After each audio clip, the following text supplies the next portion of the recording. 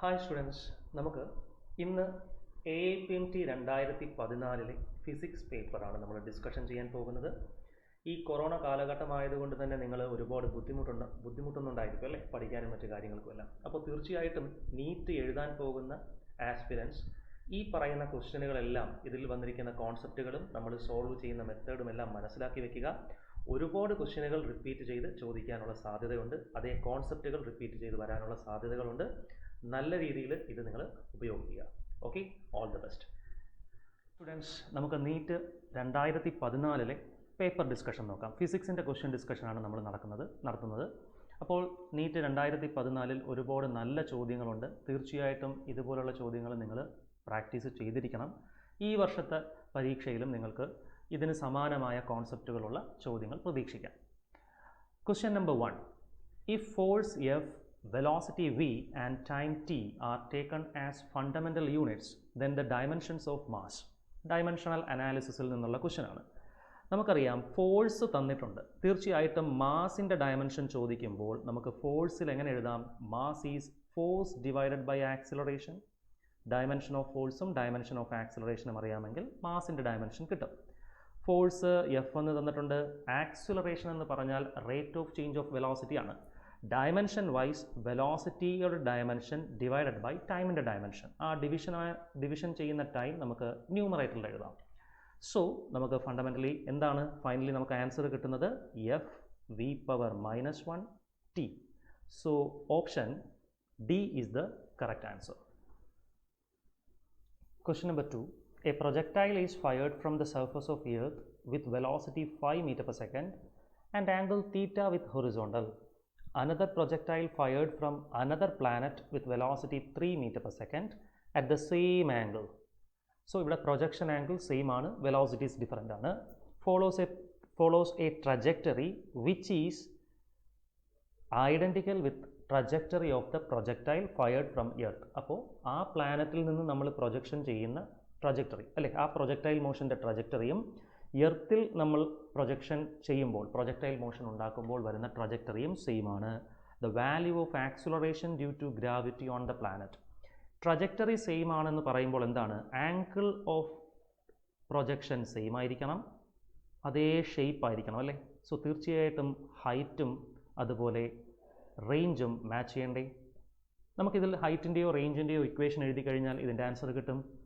റേഞ്ചിൻ്റെ equation നമുക്കറിയാം, u² sin 2 theta divided by G.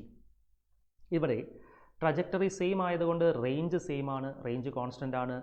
Angle same ആയതുകൊണ്ട് sin 2 theta constant ആണ്. അങ്ങനെയാണെങ്കിൽ u² പ്രൊപ്പോർഷണൽ ടു ജി അല്ലേ. Acceleration due to gravity ആർക്ക് പ്രൊപ്പോർഷണലാണ്? വെലോസിറ്റിയുടെ സ്ക്വയറിന് പ്രൊപ്പോർഷണലാണ്.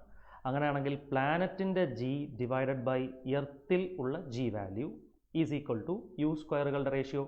പ്ലാനറ്റിൽ നമ്മൾ എങ്ങനെയാണ് ഫയർ ചെയ്യുന്നത്? 3 മീറ്റർ പെർ സെക്കൻഡ് സ്പീഡിലാണ് പ്ലാനറ്റിൽ. അപ്പോൾ പ്ലാനറ്റിൻ്റെ വെലോസിറ്റിയുടെ സ്ക്വയർ ഡിവൈഡഡ് ബൈ എർത്തിൽ പ്രൊജക്ഷൻ ചെയ്യുന്ന വെലോസിറ്റിയുടെ സ്ക്വയർ. It is 9/25. നിങ്ങളിത് സോൾവ് ചെയ്യുകയാണെങ്കിൽ what will be the answer students? GP divided by GE is equal to 9/25 വരും അല്ലേ. സോ GPയുടെ വില എന്താണ്? 9/25 ഇൻറ്റു എർത്തിലെ ആക്സിലറേഷൻ ഡ്യൂ ടു ഗ്രാവിറ്റി. റഫ്ലി നമുക്ക് 10 എടുക്കാം. 5 കൊണ്ട് ക്യാൻസൽ ചെയ്യുമ്പോൾ 2 and 5 18/5. ഇറ്റ്സ് 18/5 മീൻസ് നിയർലി എത്ര വരും? 3.5. Okay, option A is the correct answer. Question number 3. A particle is moving such that its position coordinates are given അല്ലേ. t equal to 0യിൽ position coordinate 2 metre 3 metre ആണ്. t equal to 2 സെക്കൻഡിലുള്ള position coordinate 6 metre 7 metre ആണ്. അതുപോലെ 5 സെക്കൻഡിലെ position coordinates 13 metre as well as 14 metre ആണ്. ഇവർ ആവശ്യപ്പെട്ടിരിക്കുന്നത് 0 മുതൽ 5 സെക്കൻഡ് വരെയുള്ള ടൈം ഗ്യാപ്പിലെ ആവറേജ് വെലോസിറ്റി ആണ്. ഫണ്ടമെൻ്റലായിട്ട് നമ്മൾ മനസ്സിലാക്കേണ്ട കാര്യം, ആവറേജ് വെലോസിറ്റി എന്ന് പറയുന്നത് change in position vector divided by change in time ആണ്. പൊസിഷൻ വെക്ടറിൻ്റെ ചേഞ്ച്, അതിനെ നമുക്ക് ഡിസ്പ്ലേസ്മെൻ്റ് എന്ന് പറയാം അല്ലേ. അപ്പോൾ ഇവിടെ പൊസിഷൻ വെക്ടറിൻ്റെ ചേഞ്ച് നമ്മൾ പറയണം എന്താണ്? 0 മുതൽ 5 വരെയുള്ളത്. സോ പൊസിഷൻ വെക്ടർ നമുക്ക് എങ്ങനെ എഴുതാം? Position vector, so initial position വെക്ടറിനെ നമുക്ക് തന്നിരിക്കുന്ന കോർഡിനേറ്റ് വെച്ച് എങ്ങനെ എഴുതാം? 0യിൽ 2 മീറ്റർ 3 മീറ്റർ ആണല്ലോ.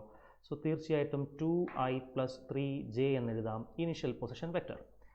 അഞ്ചാമത്തെ സെക്കൻഡിലാണ് നമ്മൾ ഫൈനലി നോക്കുന്നത്. അപ്പം അഞ്ചാമത്തെ സെക്കൻഡിലെ position vector, final position vector നമുക്ക് എങ്ങനെ എഴുതാം? 13i cap plus 14j cap എന്നെഴുതാം.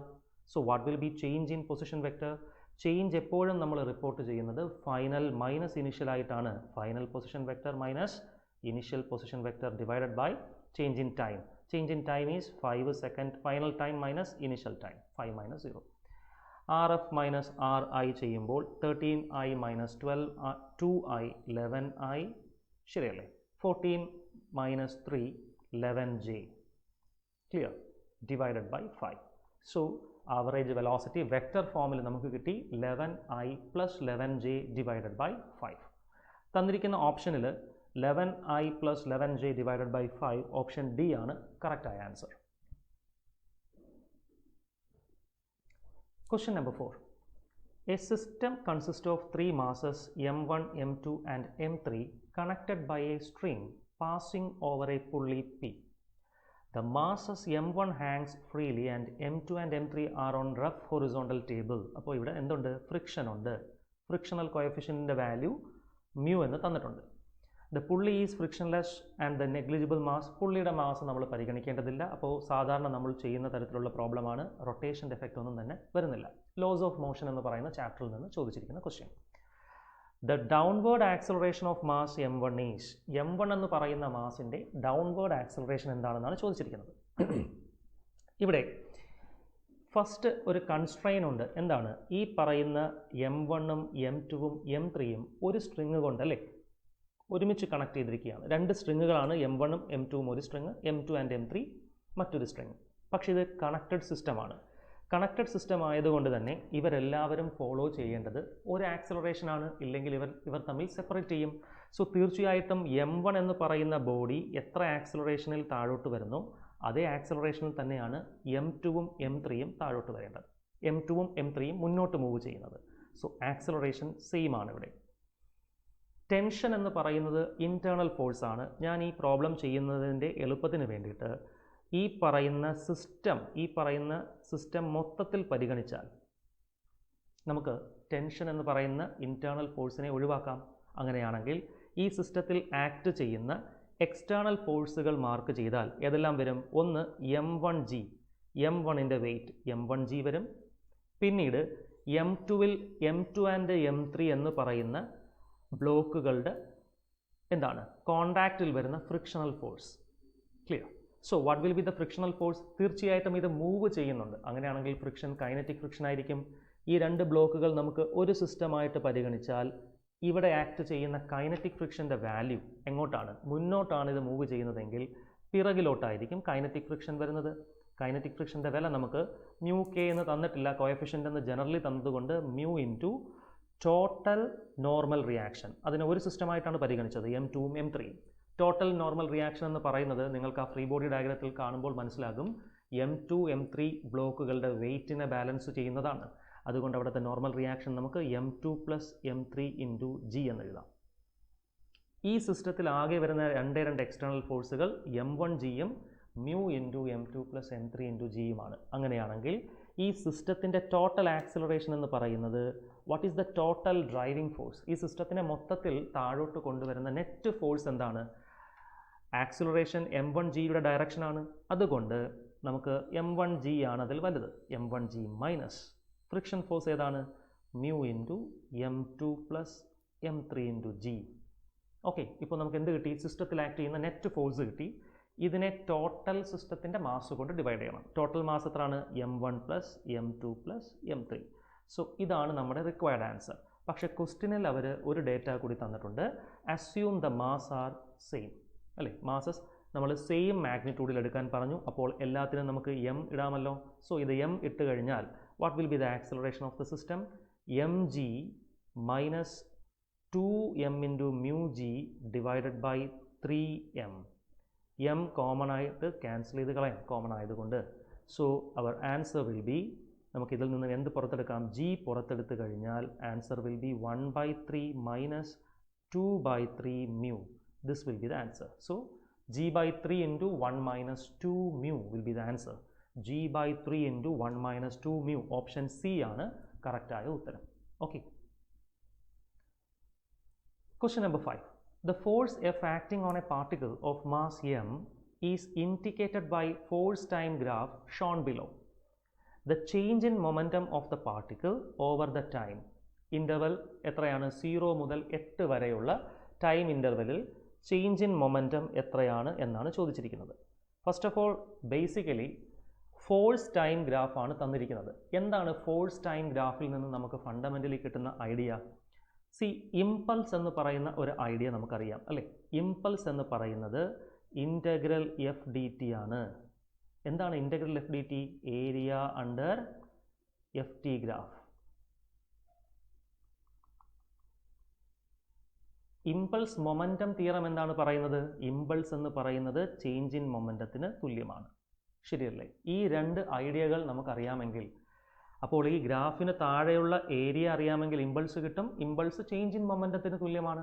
സോ ചേഞ്ച് ഇൻ മൊമെൻറ്റം കണ്ടുപിടിക്കാൻ അൾട്ടിമേറ്റ്ലി ഈ ഗ്രാഫിൻ്റെ ടോട്ടൽ ഏരിയ കണ്ടുപിടിച്ചാൽ പോരെ. പക്ഷേ ശ്രദ്ധിക്കണം, ഇമ്പൾസ് ഒരു വെക്റ്റർ ക്വാണ്ടിറ്റി ആണ്. അതുകൊണ്ട് തന്നെ നിങ്ങൾ ഗ്രാഫിൻ്റെ ഏരിയ കണ്ടുപിടിക്കുമ്പോൾ ആക്സിസിന് മുകളിലുള്ളത്, എക്സ് ആക്സിസിന് മുകളിലുള്ള ഏരിയകൾ പോസിറ്റീവും എക്സ് ആക്സിസിന് താഴെയുള്ള ഏരിയകൾ നെഗറ്റീവുമായിട്ടാണ് പരിഗണിക്കേണ്ടത്. അങ്ങനെയാണെങ്കിൽ ഈ ഷേപ്പിൻ്റെ ഏരിയ നോക്കൂ, half B H, half of base length എത്രയാണ്? 2, ഹൈറ്റ് 6 ആണ്. സോ എത്രയാ വരും ഇവിടുത്തെ ഏരിയ? 6 ന്യൂട്ടൺ സെക്കൻഡ് എന്ന് വരില്ലേ?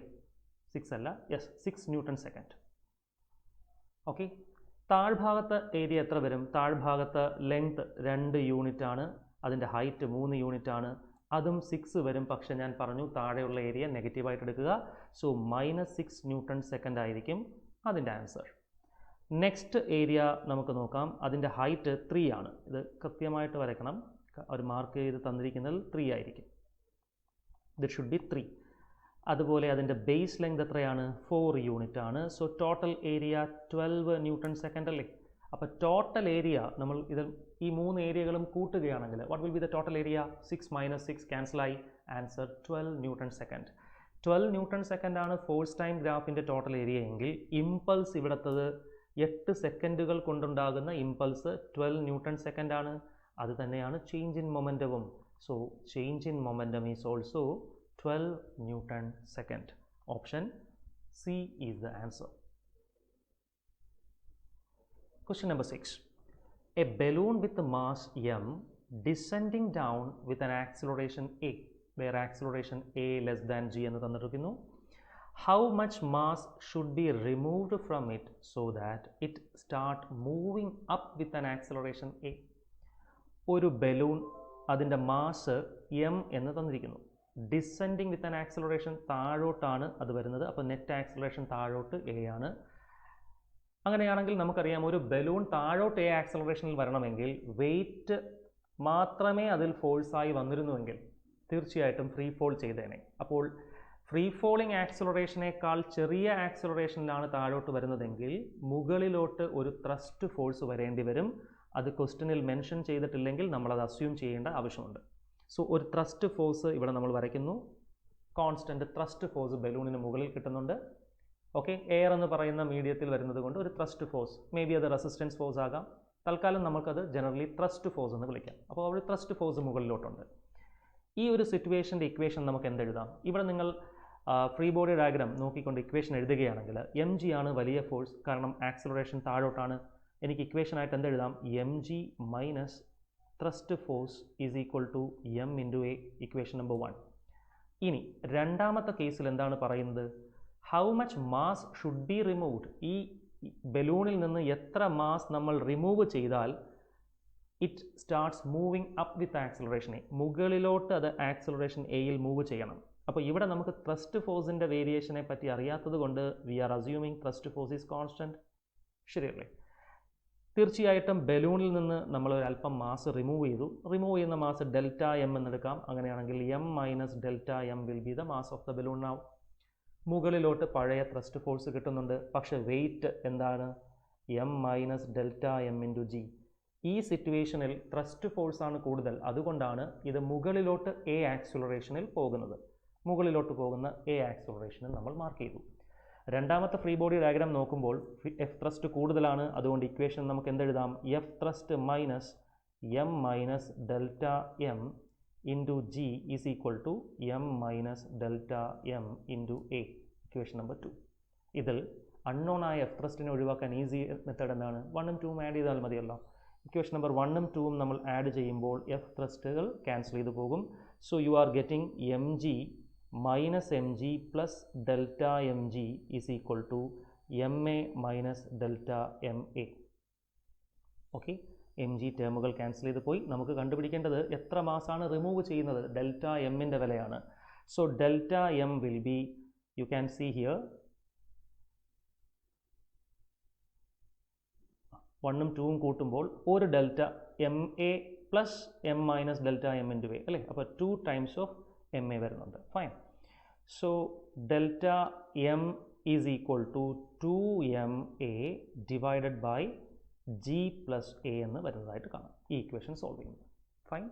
2m a divided by G plus A. Option A is the correct answer. A body of mass 4m is lying in xy plane at rest. It suddenly explodes into 3 pieces. 2 pieces each of mass m move perpendicular to each other with equal speed v.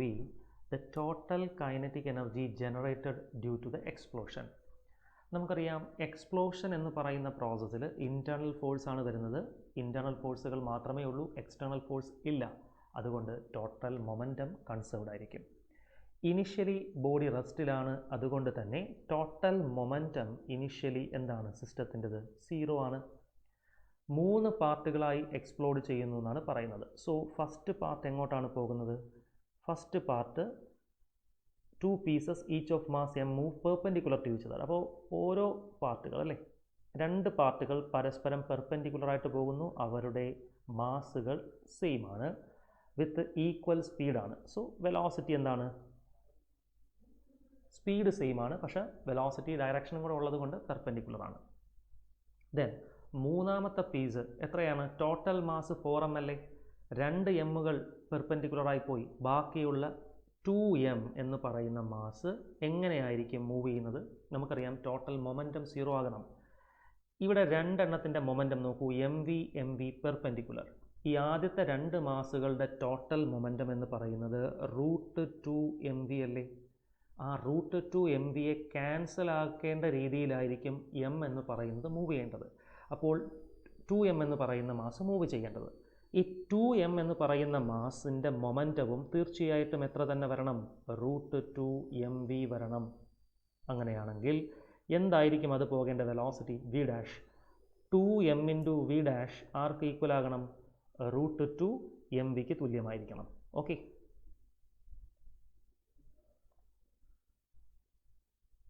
√2mvക്ക് match ആകണം. നമുക്ക് m cancel ചെയ്യാം. അങ്ങനെയാണെങ്കിൽ U are getting v dash അല്ലേ? 2m എന്ന് പറയുന്ന mass പോകുന്ന വെലോസിറ്റിയുടെ വില എന്താണ്? √2v divided by 2. Answer will be v by √2.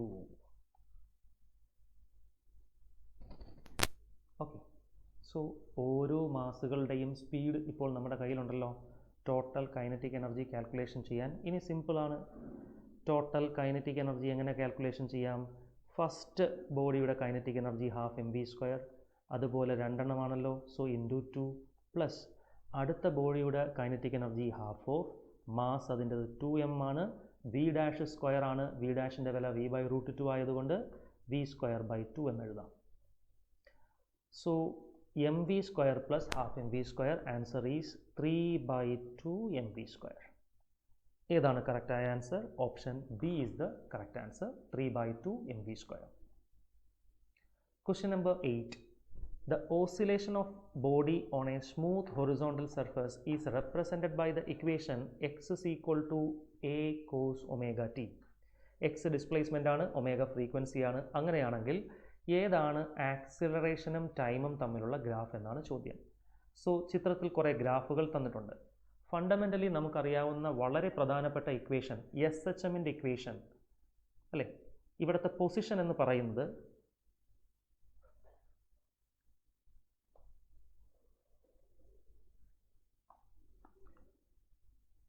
Position എന്ന് പറയുന്നത് X A cos omega T എന്ന് നമുക്ക് തന്നിട്ടുണ്ട് അല്ലേ. പൊസിഷൻ്റെ equation, position X is equal to A cos omega T. അപ്പോൾ ഇത് തീർച്ചയായിട്ടും സിമ്പിൾ ഹാർമോണിക്കിനെ കാണിക്കുന്ന ഇക്വേഷൻ ആണ്. എസ് എച്ച് എമ്മിൻ്റെ ഫണ്ടമെൻ്റൽ കണ്ടീഷൻ എങ്ങനെയാണ്?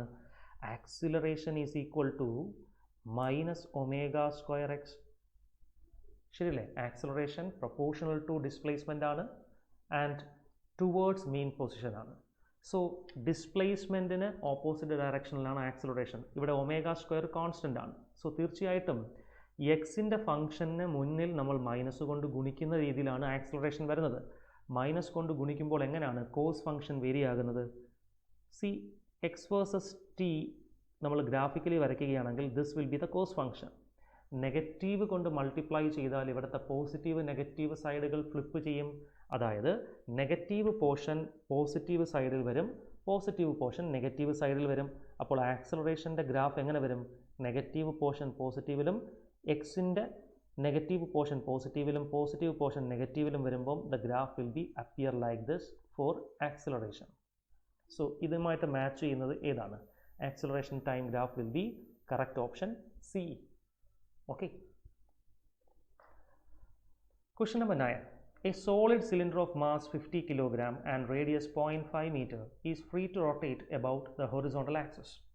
Massless string is wound round the cylinder with one end attached to it and the other hanging freely. Tension in the string required to produce an angular acceleration of 2 revolutions per second.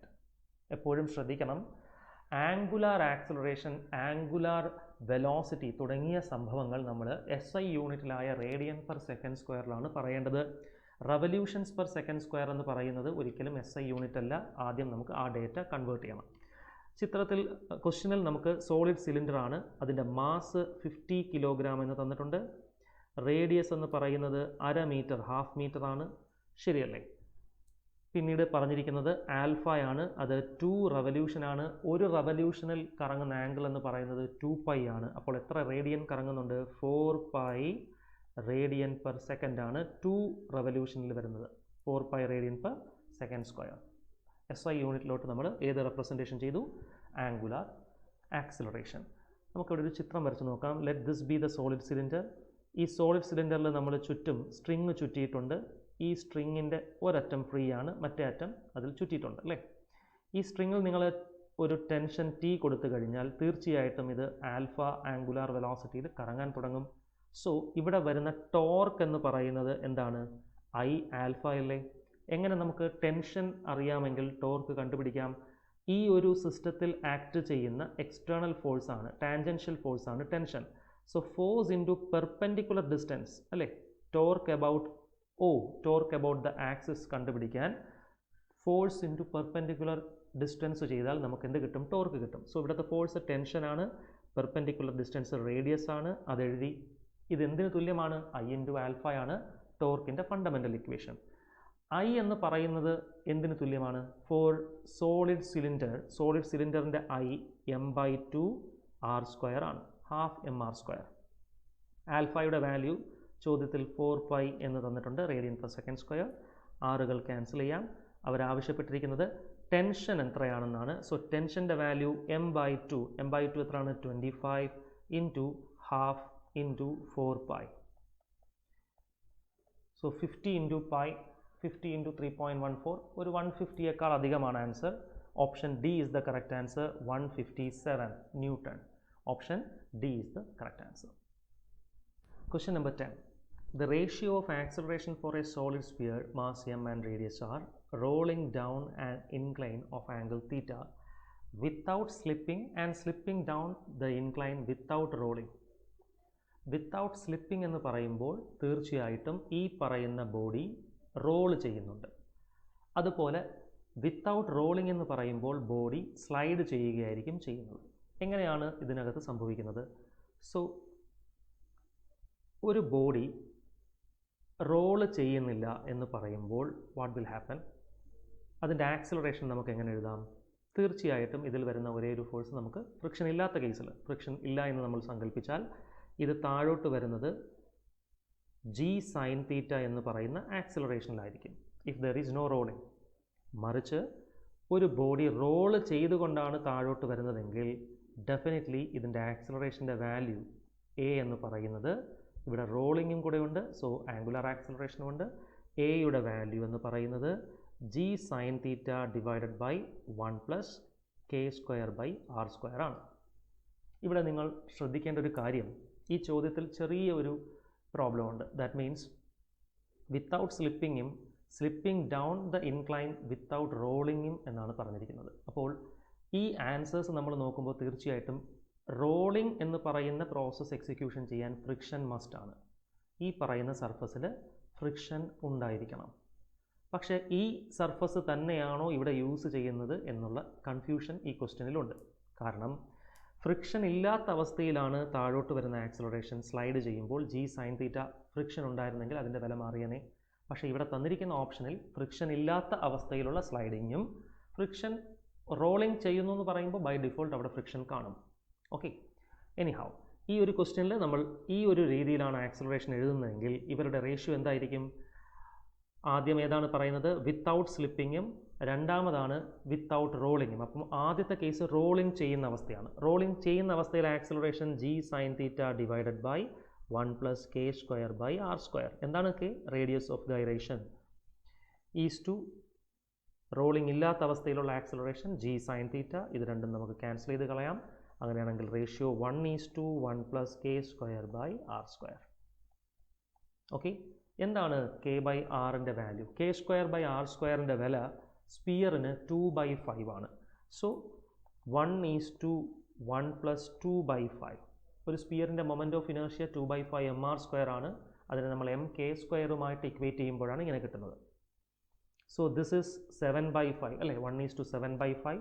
5:7 will be the correct answer. Then option A is the correct answer. Question number 11. A black hole is an object whose gravitational field is so strong that even light cannot escape from it. To what approximate radius would Earth has to have compressed to be a black hole? ശരിയല്ലേ? എർത്തിനെ black ഹോളുമായിട്ട് ഉപമിച്ചിരിക്കുകയാണ്. അതിൻ്റെ radius എത്രത്തോളം ചുരുങ്ങിയാൽ ഇത് black ഹോളിനെ പോലെ പെരുമാറും. C, എർത്തിൻ്റെ radius 6 ആണ് എന്ന് കരുതുക. എപ്പോൾ? ബ്ലാക്ക് ഹോളിൻ്റെ അത്രയും പെർഫോമൻസ് നടത്തുമ്പോൾ അല്ലേ? ബ്ലാക്ക് ഹോളിനെ പോലെ എർത്ത് പെരുമാറുകയാണെങ്കിൽ അല്ലെങ്കിൽ ബ്ലാക്ക് ഹോളായിട്ട് മാറുമ്പോൾ അതിൻ്റെ റേഡിയസ് 6 ആണെങ്കിൽ ഇവിടെ നിന്ന് ഒരു ഒബ്ജക്റ്റിന് ഈവൻ ലൈറ്റ് പോലും എന്ത് ചെയ്യത്തില്ല, ഇതിൽ നിന്ന് പുറത്ത് പോകത്തില്ല. അപ്പം maximum available velocity light velocity ആണ്. ഒരു ഒബ്ജക്റ്റിൻ്റെ എസ്കേപ്പ് സ്പീഡ് എന്ന് പറയുന്നത് സി ആണെന്ന് നമുക്ക് എഴുതാം, ലൈറ്റ് സ്പീഡാണെന്ന് എഴുതാം. ക്രിട്ടിക്കൽ വാല്യൂ അതിൽ നമുക്ക് ചെയ്യാം. ലൈറ്റ് സ്പീഡിൽ ഒരു ഒബ്ജക്റ്റിന് എസ്കേപ്പ് ചെയ്യുന്ന രീതിയിൽ ഓൾമോസ്റ്റ് റേഡിയസ് എന്ത് വേണ്ടി വരും? ഓൺ ആൻ ആവറേജ് ആ വിലയായിരിക്കും എർത്ത് ഒരു ബ്ലാക്ക് ഹോൾ ആയിട്ട് മാറുമ്പോൾ കാണിക്കുന്നത്. നമുക്ക് എസ്കേപ്പ് വെലോസിറ്റിയുടെ ഇക്വേഷൻ അറിയാം. It is nothing but √2gm/r. നമ്മൾ ഗ്രാവിറ്റേഷൻ ചാപ്റ്ററിൽ ഇത് പഠിച്ചിട്ടുണ്ട്. ഇവിടെ പറയുന്ന എസ്കേപ്പ് വെലോസിറ്റി ഓഫ് സ്പീഡാണ്. c is equal to √2gm/r. ഇതിൽ നിന്ന് നമുക്ക് ആവശ്യമുള്ള റേഡിയസിൻ്റെ വാല്യൂ ഇത് സോൾവ് ചെയ്തുകൊണ്ട് എങ്ങനെ എഴുതാം? Radius r will be 2gm/c². 2 times ജിയുടെ വാല്യൂ 6.67 × 10⁻⁻11. മാസ് എന്ന് പറയുന്നത് 5.98. 6 എന്ന് എഴുതാം റഫ്ലി 10⁻24. c² വിൽ ബി 9 × 3 × 10⁻8 ആണല്ലോ c. 9 × 10⁻16. ഇത് സോൾവ് ചെയ്യുമ്പോൾ എന്ത് വരും ആൻസർ? 7 × 6 42 × 2 is 84. 84/9 റഫ്ലി 9 point something. നമുക്കത് ഓർഡർ 10ൻ്റെ ആയതുകൊണ്ട് അതിനെ നമുക്ക് 10 എന്ന് വിളിക്കാം. 10⁻16 and 24. സോ ഇത് 10⁻8. 10⁻8 and -11. 10⁻3. 10⁻3 × 10. You are getting the order 10⁻2 meter. Option C is the correct answer. Question number 12. Dependence of intensity of gravitational field of Earth with the distance r from center of Earth is correctly represented by. നമുക്കറിയാം ഇലക്ട്രോസ്റ്റാറ്റിക്സിൽ ഒരു charged sphere എങ്ങനെയാണോ പെരുമാറുന്നത് അതുപോലെ തന്നെയാണ് gravitational ഇൻറ്റൻസിറ്റിയും ഡിസ്റ്റൻസിനനുസരിച്ച് vary ആവുന്നത്. ശ്രദ്ധിക്കേണ്ട കാര്യം എന്താണ്? ഇവിടെ ഒരു ബോഡിയുടെ ഉള്ളിൽ r ഡിസ്റ്റൻസ് ആണ്, r ആണ് അതിൻ്റെ റേഡിയസ് എങ്കിൽ ബോഡിയുടെ ഉള്ളിലുള്ള പോയിന്റുകളിൽ ഇൻറ്റൻസിറ്റി, ഇൻസൈഡ് ഇൻറ്റൻസിറ്റി എന്ന് പറയുന്നത് പ്രൊപ്പോർഷണൽ ടു ആർ ആണ്. അതുപോലെ ഔട്ട്സൈഡ് പോയിന്റുകളിലാണെങ്കിൽ ഇൻറ്റൻസിറ്റി വേരി ചെയ്യുന്നത് inversely proportional to R square ആണ്. തീർച്ചയായിട്ടും നമുക്ക് ഇലക്ട്രോസ്റ്റാറ്റിക്സിലെ ഫോർമുല അറിയാമല്ലോ, KQ/R² വേരിയേഷൻ ആണ്. ഇൻസൈഡിൽ പ്രൊപ്പോർഷണൽ ടു ആർ വേരിയേഷൻ ആണ്. ഇതുപോലെ തന്നെയാണ് ഗ്രാവിറ്റേഷണൽ ഇൻറ്റൻസിറ്റിയും പെരുമാറുന്നത്. പക്ഷേ ശ്രദ്ധിക്കേണ്ട ഒരു കാര്യം, ഗ്രാവിറ്റേഷണൽ ഫോഴ്സുകൾ അട്രാക്റ്റീവ് ഫോഴ്സുകളാണ്. അതുകൊണ്ട് തന്നെ ഇൻറ്റൻസിറ്റി നമ്മൾ വെക്ടോറിക്കലി എഴുതുമ്പോൾ -R, അതായത് റേഡിയൽ വെക്ടേഴ്സ് നമ്മൾ മെഷർ ചെയ്യുന്നത് സെൻറ്ററിൽ നിന്ന് വെളിയിലോട്ടാണ്. അതിന് ഓപ്പോസിറ്റ് ഡയറക്ഷനിലാണ് ഇൻറ്റൻസിറ്റിയുടെ ഡയറക്ഷൻ വരുന്നത്. സോ ഇൻറ്റൻസിറ്റി നമ്മളിവിടെ എഴുതുമ്പോൾ അവിടെ ഒരു മൈനസ് ചിഹ്നമുണ്ട്. ക്ലിയർ? മൈനസ് ചിഹ്നമുണ്ടെങ്കിൽ തീർച്ചയായിട്ടും ഗ്രാഫുകൾ ഏത് ക്വാഡ്രൻറ്റിലായിരിക്കും വരുന്നത്? E എന്ന് പറയുന്നത് പോസിറ്റീവ് ക്വാഡ്രൻറ്റും R എന്ന് പറയുന്നത് പോസിറ്റീവ് ആണെങ്കിൽ E നെഗറ്റീവാണ്. സോ ഒബ്വിയസ്ലി ഫോർത്ത് ക്വാഡ്രൻറ്റിലായിരിക്കും ഗ്രാഫുകൾ വരേണ്ടത്. അപ്പോൾ ഓപ്ഷൻ എയും ഓപ്ഷൻ സിയുമാണ് ഫോർത്ത് ക്വാഡ്രൻറ്റിൽ. ബിയും ഡിയും നമുക്ക് എലിമിനേറ്റ് ചെയ്യാം. ഓപ്ഷൻ എയിൽ നിങ്ങൾ നോക്കൂ, ഒരു നിശ്ചിത R വരെ അല്ലേ, സർഫസ് വരെ ഡയറക്ട്ലി പ്രൊപ്പോർഷണലാണ്. അതിന് വെളിയിൽ ഇൻവേഴ്സ്ലി പ്രൊപ്പോർഷണൽ ഹൈപ്പർബോളയാണ് ഗ്രാഫ്. ഇവിടെ രണ്ടിടത്തും വേരിയേഷൻ എന്ന് പറയുന്നത് കർവേച്ചറിലാണ് കാണിച്ചിരിക്കുന്നത്. So definitely option A is the correct answer. Option C is wrong. കാരണം inside it is directly proportional, outside it is inversely proportional to R square. Question number 13. Copper of fixed volume V is drawn into wire of length L. When this wire is subjected to a constant force F, the extension produced in the wire is delta L. Which of the following graph is a straight line? Linear relation വരുന്നത് ആർക്കാണ്? തീർച്ചയായിട്ടും ഇത് mechanical property of solid എന്ന് പറയുന്ന ചാപ്റ്ററിൽ നിന്നുള്ള ചോദ്യമാണ്. Fundamentally length of the wire change ചെയ്യുമ്പോൾ നമ്മളിവിടെ ഇൻവോൾവ് ചെയ്യിക്കുന്ന ഇക്വേഷൻ സ്ട്രെസ് എന്ന് പറയുന്നത് Young's modulus into strain. Stress can be written as force by area, ശരിയല്ലേ? Restoring force per unit area. Young's modulus എഴുതി. സ്ട്രെയിൻ എന്ന് പറയുന്നത് change in length by original length. നമുക്കറിയാം ലെങ്ത് മാറുമ്പോൾ ഏരിയ മാറുന്നുണ്ട്. ലാറ്ററലായിട്ടും അതിന് സ്ട്രെയിൻ വരും. പോയിസൺ റേഷ്യോ ആണ് അതിൻ്റെ റേഷ്യോ ആയിട്ട് നമ്മൾ ഉപയോഗിക്കുന്നത്. അതുകൊണ്ട് ക്വസ്റ്റ്യനിൽ അവർ പറഞ്ഞിരിക്കുന്നത് കോൺസ്റ്റൻറ്റ് വോളിയം എന്നാണ്, ഫിക്സ്ഡ് വോളിയം വെച്ച് ചെയ്യാനാണ്. ഫിക്സ്ഡ് വോളിയം ആക്കാൻ, ഈ ഏരിയയെ വോളിയം ആക്കാൻ നമുക്ക് രണ്ടിടത്തും L ന്യൂമറേറ്ററിലും ഡിനോമിനേറ്ററിലും മൾട്ടിപ്ലൈ ചെയ്യാം, മാറ്റമൊന്നും വരില്ല.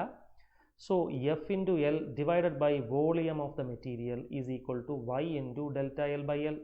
ഇനി ഈ ഇക്വേഷനിൽ അവർ പറയുന്ന കോൺസ്റ്റൻറ്റ് ഫോഴ്സ് ആണ് അല്ലേ, എഫ് കോൺസ്റ്റൻ്റ് ആണ്, വോളിയം കോൺസ്റ്റൻ്റ് ആണ്, മെറ്റീരിയലിൻ്റെ യങ്സ് മോഡുലസ് കോൺസ്റ്റൻ്റ് ആണ്. ഈ ഇക്വേഷൻ നിങ്ങൾ റീഅറേഞ്ച് ചെയ്താൽ delta L is proportional to L square. അപ്പോൾ ചേഞ്ച് ഇൻ ലെങ്തും ലെങ്തിൻ്റെ സ്ക്വയറും ലീനിയർ ഗ്രാഫാണ് അല്ലേ, ലീനിയർ വേരിയേഷൻ ആണ്. സോ അവരുടെ ഗ്രാഫ് തീർച്ചയായിട്ടും സ്ട്രെയിറ്റ് ലൈൻ വരും. Delta L versus L square ആണ് കറക്റ്റായിട്ട് സ്ട്രെയിറ്റ് ലൈൻ തരുന്ന graph. Option B is the correct answer. Question number 14. A certain number of spherical drops of a liquid of radius r coalesce to form a single drop of radius r and volume v. If T is the surface tension of the liquid, then energy released ആണോ absorbed ആണോ തുടങ്ങിയ കാര്യങ്ങളാണ് പറഞ്ഞിരിക്കുന്നത്. ചെറിയ ഡ്രോപ്പുകൾ ചേർന്ന് വലിയ ഒരു drop അല്ലേ, ക്യാപിറ്റൽ R റേഡിയസ് ഉള്ളൊരു ഡ്രോപ്പ് ഫോം ചെയ്യുകയാണ്. അതിൻ്റെ വോളിയം V ആണെന്ന് തന്നിട്ടുണ്ട്. ഈ ചോദ്യം നമുക്ക് എങ്ങനെ ചെയ്യാം? N ഡ്രോപ്പുകൾ, ഓരോ ഡ്രോപ്പിൻ്റെയും റേഡിയസ് എന്താണ്? സ്മോൾ r ആണ്. N drops. ഇത് കൊയലൈസ് ചെയ്ത ശേഷം ഒരു വലിയ ഡ്രോപ്പ് നമുക്ക് കിട്ടുന്നു. ആ ഡ്രോപ്പിൻ്റെ റേഡിയസ് r ആണ്, വോളിയം V ആണെന്ന് തന്നിട്ടുണ്ട്. സോ ആദ്യം വോളിയം കൺസർവേഷൻ നമുക്ക് എടുക്കാം. N ഡ്രോപ്പുകളുടെ വോളിയം ഈ വലിയ ഡ്രോപ്പിൻ്റെ വോളിയവുമായി മാച്ച് ചെയ്യണം. ഒരു ചെറിയ ഡ്രോപ്പിൻ്റെ വോളിയം 4/3πr³ ആണ്. അങ്ങനെയാണെങ്കിൽ N ഡ്രോപ്പുകളുടെ total volume N × 4/3πr³. This should be match with 4/3πR³. ഇവിടെ നിന്നും നമുക്കൊരു റിലേഷൻ ക്യാപിറ്റൽ ആറും സ്മോൾ ആറിൻ്റെതും കിട്ടും. R എന്ന് പറയുന്നത് ക്യൂബ് റൂട്ട് രണ്ടിടത്തും എടുത്തു കഴിഞ്ഞാൽ n⁻⁴ r ആണ്, സ്മോൾ r. ക്യാപിറ്റൽ ആറും സ്മോൾ ആറും എന്നും ഇതുപോലുള്ള റിലേഷൻ ആയിരിക്കും. വലിയ ആ ഒരു ഡ്രോപ്പ് ബ്രേക്ക് ചെയ്ത് ചെറിയ ഡ്രോപ്പുകളായാലും ചെറിയ ഡ്രോപ്പുകൾ കൊയലൈസ് ചെയ്ത് വലിയ ഡ്രോപ്പ് ആയാലും ദിസ് റിലേഷൻ ഈസ് വാലിഡ്. ഇനി ഇവിടെ എനർജിയുടെ ഇൻവോൾവ്മെൻറ്റ് കണ്ടുപിടിക്കാൻ വർക്ക് ഡൺ കണ്ടുപിടിക്കാം.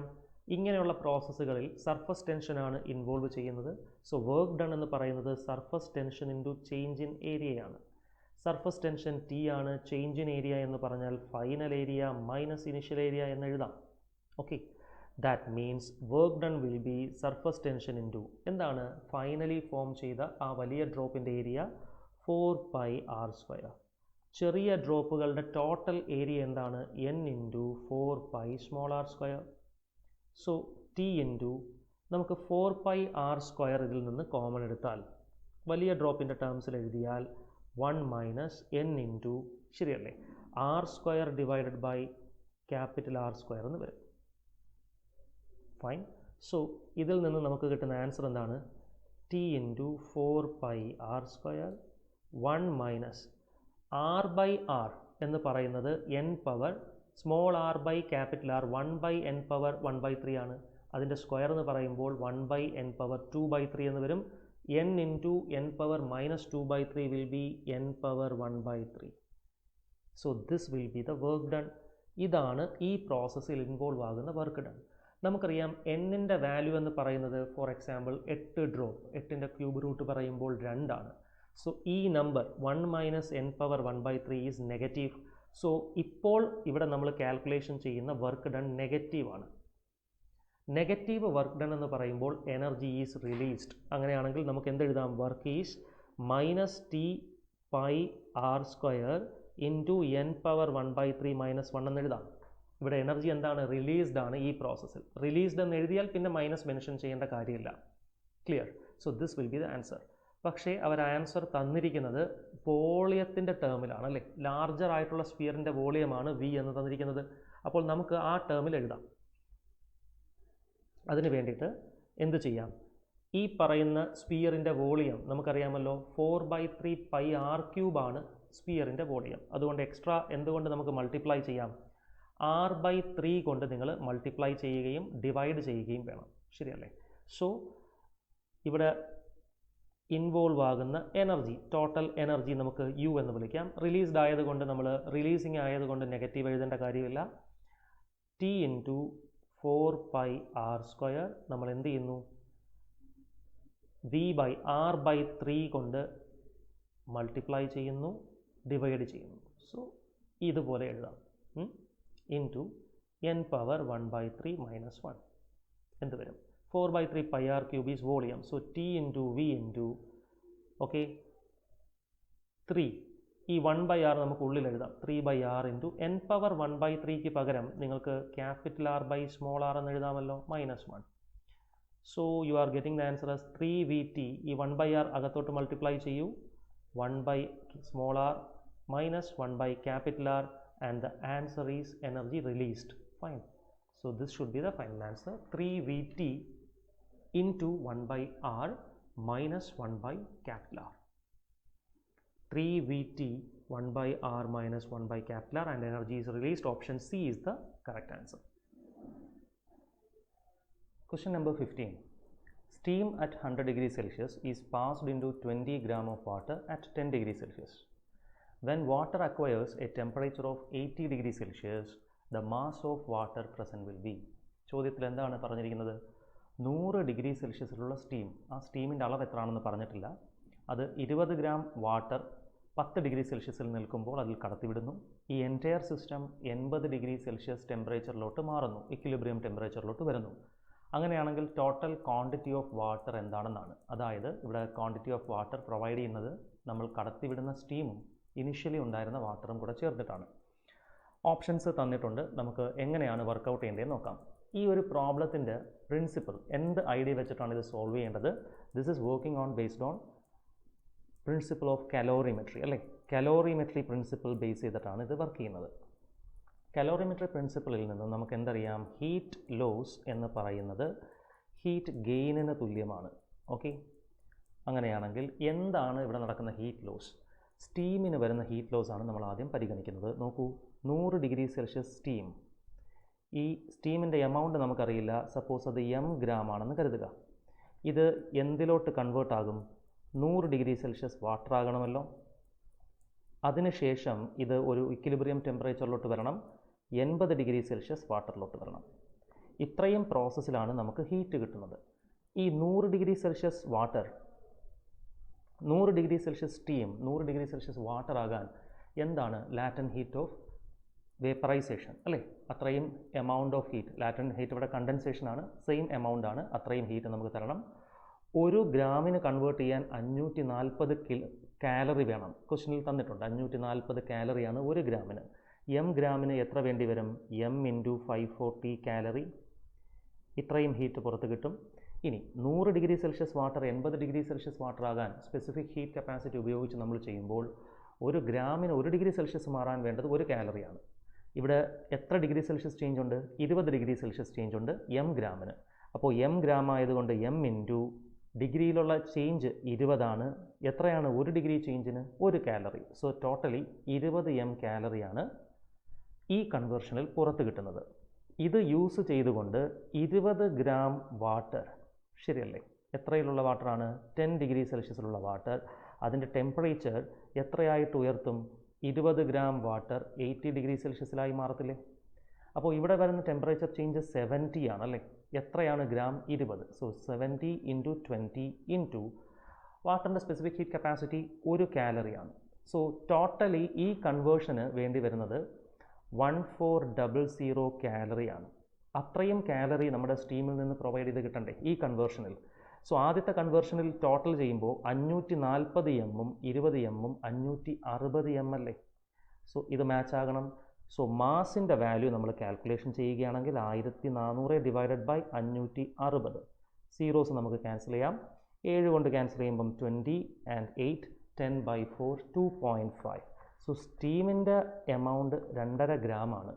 ആദ്യം 20 ഗ്രാം വാട്ടർ ഉണ്ടായിരുന്നു. അപ്പോൾ ടോട്ടൽ 20 പ്ലസ് 2.5 എത്രയായി? 22.5 അല്ലേ, 22.5 gram. Option D is the correct answer. Question number 16. Certain quantity of water cools from 70 degrees Celsius to 60 degrees Celsius in the first 5 minutes and 54 degrees Celsius in next 5 minutes. അല്ലേ, the temperature of the surroundings temperature ആണ് ചോദിച്ചിരിക്കുന്നത്. ഇവിടെ ഏത് പ്രിൻസിപ്പിളാണ് ഈ question വന്നിരിക്കുന്നത്? ഇവിടുത്തെ idea Newton's law of cooling ആണ്. എന്താണ് ന്യൂട്ടൺസ് ലോ ഓഫ് കൂളിങ്ങിൻ്റെ ഇക്വേഷൻ? നമ്മൾ യൂസ് ചെയ്യാൻ പറ്റുന്ന ടൈപ്പിലുള്ളൊരു ഇക്വേഷൻ ഏതാണ്? Change in temperature divided by change in time. അതായത് rate of cooling is equal to negative of a constant into, ശരിയല്ലേ, ആവറേജ് ടെമ്പറേച്ചർ ചേഞ്ച് എടുക്കുക മൈനസ് ടെമ്പറേച്ചർ ഓഫ് സറൗണ്ടിങ്സ്. ഈ ഇക്വേഷൻ യൂസ് ചെയ്തുകൊണ്ട് നിങ്ങൾക്ക് സോൾവ് ചെയ്തെടുക്കാം. Fine. അപ്പോൾ ആദ്യത്തെ temperature change നിങ്ങൾ നോക്കൂ. 70-ൽ നിന്ന് 60-ലോട്ടാണ്. ടെമ്പറേച്ചറിലുള്ള ചേഞ്ച് 10 ആണ്. അതിനെടുക്കുന്ന സമയം 5 മിനിറ്റ് ആണ്. 5 മിനിറ്റ് നമ്മൾ റിപ്പോർട്ട് ചെയ്യുന്നു. Is equal to minus K of average value of temperature change പറയണ്ടേ? 70-ൻ്റെയും 60-ൻ്റെയും ആവറേജ് 65 ആണ്.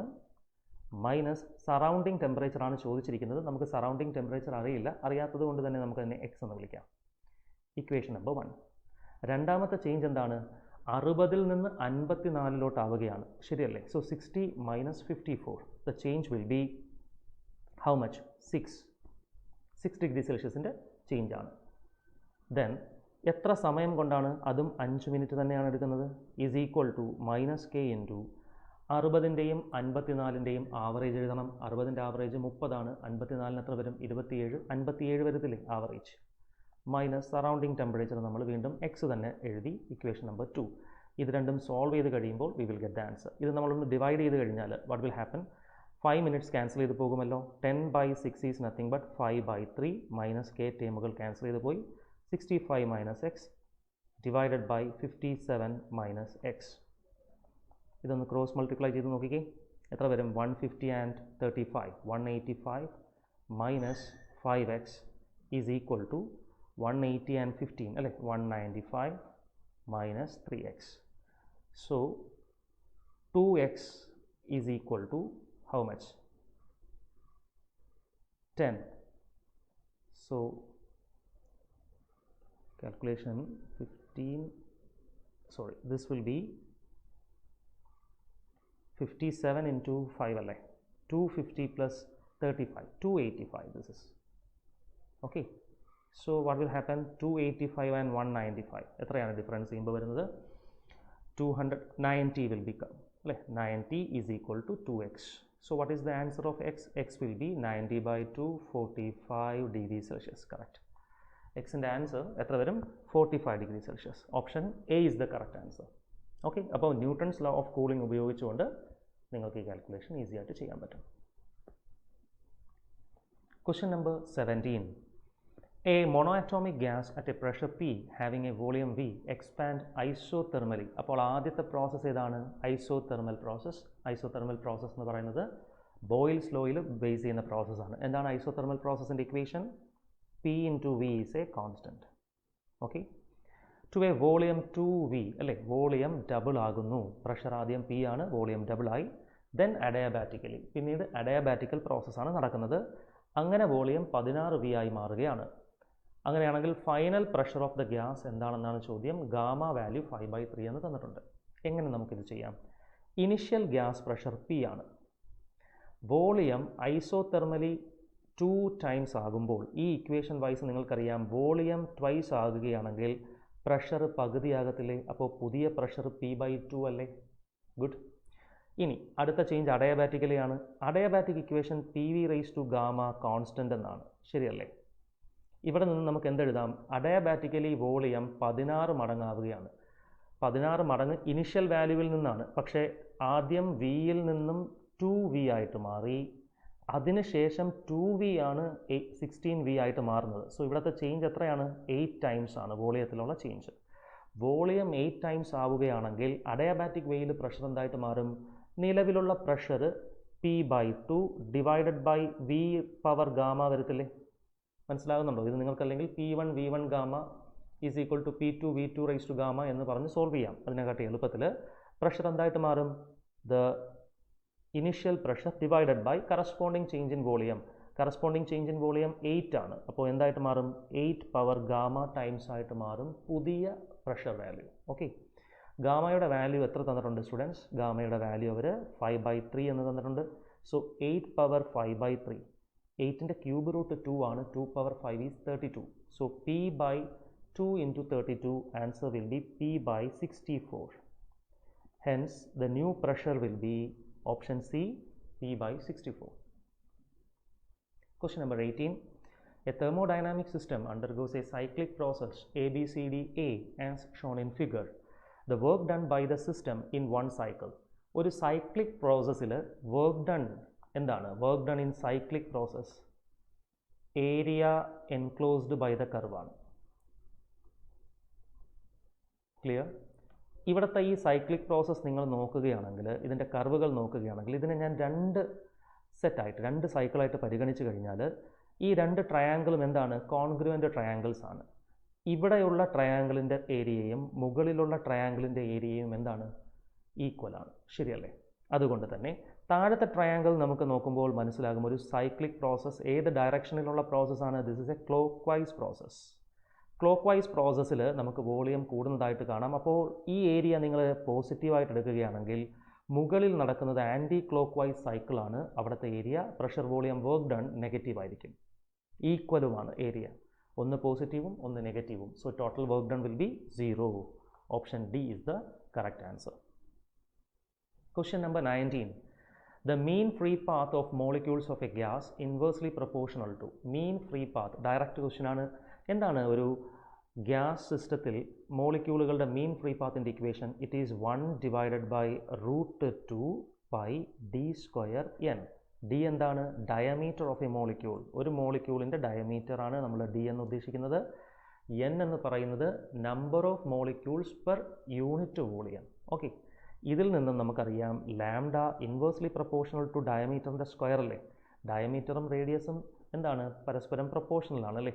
ആർ എന്ന് പറയുന്നത്, ഡി എന്ന് പറയുന്നത് 2 ടൈംസ് ഓഫ് ആർ ആണ്. അപ്പോൾ തീർച്ചയായിട്ടും ഇത് ആർ സ്ക്വയറിനും ഇൻവേഴ്സ്ലി പ്രൊപ്പോർഷണൽ അല്ലേ? So which is the correct answer? Option B, R power -2. Okay, option B, R power -2. Question number 20. If N1, N2 and N3 are fundamental frequencies of 3 segments into which a string is divided, then the original fundamental frequency N of the string is given by. നോക്കൂ, fundamental ഫ്രീക്വൻസിയും സ്ട്രിങ്ങിൻ്റെ ലെങ്ത്തും തമ്മിലുള്ള ബന്ധം എന്താണ്? ഒരു string നമ്മൾ 2 എൻഡുകളും connect ചെയ്തുകൊണ്ട് ഇതിനെ ഓസിലേഷൻ ചെയ്യിക്കുമ്പോൾ ഇതിൽ സ്റ്റാൻഡിംഗ് വേവ് പാറ്റേണുകൾ രൂപം കൊള്ളും.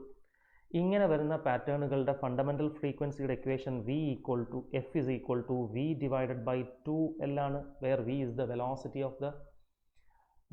Of wave through the string. ശരിയല്ലേ? ഈ വെലോസിറ്റി ഓഫ് ദ വേവിനെ നമുക്ക് സ്ട്രിങ് വേവിൻ്റെ വെലോസിറ്റി എങ്ങനെ എഴുതാം? Root of T divided by mu എന്ന് എഴുതാമല്ലോ. ഈ ഇക്വേഷനിൽ നിന്നും നമുക്ക് ഫ്രീക്വൻസി എന്ന് പറയുന്നത് ലെങ്ത്തിന് ഇൻവേഴ്സ്ലി പ്രൊപ്പോർഷണൽ ആണെന്ന് മനസ്സിലാകും. ഇവിടെ L ലെങ്തിനെയാണ് L1 plus L2 plus L3 എന്ന് മുറിച്ചിരിക്കുന്നത്, 3 സെഗ്മെൻറ്റുകൾ. എല്ലിന് ഇൻവേഴ്സ് ആണ് frequency. So 1/f is equal to 1/f1 plus 1/f2 plus 1/f3 എന്ന് നമുക്ക് എഴുതാം. സോ ഒറിജിനൽ സ്ട്രിങ്ങിൻ്റെ ഫണ്ടമെൻ്റൽ ഫ്രീക്വൻസിയും നിലവിലുള്ള ഇൻഡിവിജ്വൽ സ്ട്രിങ്ങുകളുടെ ഫണ്ടമെൻ്റൽ ഫ്രീക്വൻസിയും ഈ റിലേഷനിലാണ് ബന്ധപ്പെട്ടിരിക്കുന്നത്. It's an easy question. Option A is the correct answer. Question number 21. The number of possible natural oscillations of air column in a pipe closed at one end of length 85 cm whose frequencies lie below 1250 Hz. അല്ലേ? Velocity of sound തന്നിട്ടുണ്ട് 1250 Hz എന്ന് പറയുന്ന frequency വാല്യൂവിനേക്കാൾ താഴെ ഏതെല്ലാം ഹാർമോണിക്കുകൾ ഈ പറയുന്ന air കോളത്തിൽ available ആണ്. ഇതെന്ത് ടൈപ്പ് സിസ്റ്റമാണ്? എന്ത് ടൈപ്പ് ഓർഗൻ പൈപ്പാണ്? ഒരു എൻഡ് ക്ലോസ് ആയിട്ടുള്ള ഓർഗൻ പൈപ്പാണ്. ഈ ഒരു എൻഡ് ക്ലോസ്ഡ് ആയിട്ട് വരുന്ന ഓർഗൻ പൈപ്പുകളിൽ ഫണ്ടമെൻ്റൽ ഫ്രീക്വൻസി എന്ന് പറയുന്നത് v ഡിവൈഡഡ് ബൈ 4l ആയിരിക്കും. മറ്റ് ഫ്രീക്വൻസികൾ അതിൻ്റെ മൾട്ടിപ്പിളുകളായിരിക്കും. വെലോസിറ്റി ഓഫ് സൗണ്ട് അവർ 340 എന്ന് തന്നിട്ടുണ്ട്. 4 ഇൻറ്റു ലെങ്ത് എന്ന് പറയുന്നത് 85 സെൻറ്റിമീറ്റർ തന്നിട്ടുണ്ട്. സോ 10⁻⁻2 വരും. മുകളിൽ എഴുതുമ്പോൾ 100 എന്ന് എഴുതാം. ഇത് സോൾവ് ചെയ്യുകയാണെങ്കിൽ നമുക്ക് തീർച്ചയായിട്ടും എന്ത് കിട്ടും? ഫണ്ടമെൻ്റൽ ഫ്രീക്വൻസി കിട്ടും. 85 into 4 is 340. So fundamental frequency നിങ്ങൾക്ക് 100 Hz എന്ന് കിട്ടത്തില്ലേ? 100 Hzൻ്റെ എന്ത് മൾട്ടിപ്പിളാണ് ക്ലോസ്ഡ് സിസ്റ്റത്തിൽ വരുന്നത്? ഇത് ഒരു ക്ലോസ്ഡ് പൈപ്പാണ്. ക്ലോസ്ഡ് പൈപ്പ് ആയതുകൊണ്ട് തന്നെ ഓഡ് മൾട്ടിപ്പിളുകളായിരിക്കും available. So fundamental frequency 100 Hz. Then 1:3:7 എന്നല്ലേ? അടുത്തത് അതിൻ്റെ 3 ടൈംസ് 300. ശരിയല്ലേ? അത് കഴിഞ്ഞ് 700, 900, 1100. ശരിയല്ലേ? ദെൻ 1300. നമുക്ക് 1250 താഴെ ഏതാണ് എന്നാണ് ചോദ്യം. അപ്പം 1300 വേണ്ട. 1, 2, 3, 4, 5. Yes oh no? ഓക്കെ, ഇവിടെ ഒരു 500 കൂടെ എഴുതാനുണ്ട്. ശരിയല്ലേ? 100, 300, 500, 700. സോ 6. കൗണ്ടിങ് ശ്രദ്ധിച്ചോളുക. 1:3:5:7:9:11 എന്നുള്ള ഇതിലാണല്ലേ? സോ ടോട്ടലി 6 ആണ്. Option D is the correct answer. Question number 22. A speeding motorcyclist sees traffic jam ahead of him. He slows down to 36 km/h. ഈ km/h നിങ്ങൾക്ക് m/s ആക്കാൻ 5/18 കൊണ്ട് മൾട്ടിപ്ലൈ ചെയ്യുക. 5/18 കൊണ്ട് മൾട്ടിപ്ലൈ ചെയ്യുമ്പോൾ this will be 10 m/s. He finds that traffic has eased and car moving ahead of him at 18 km/h. 18 km/h is 5 m/s. Okay.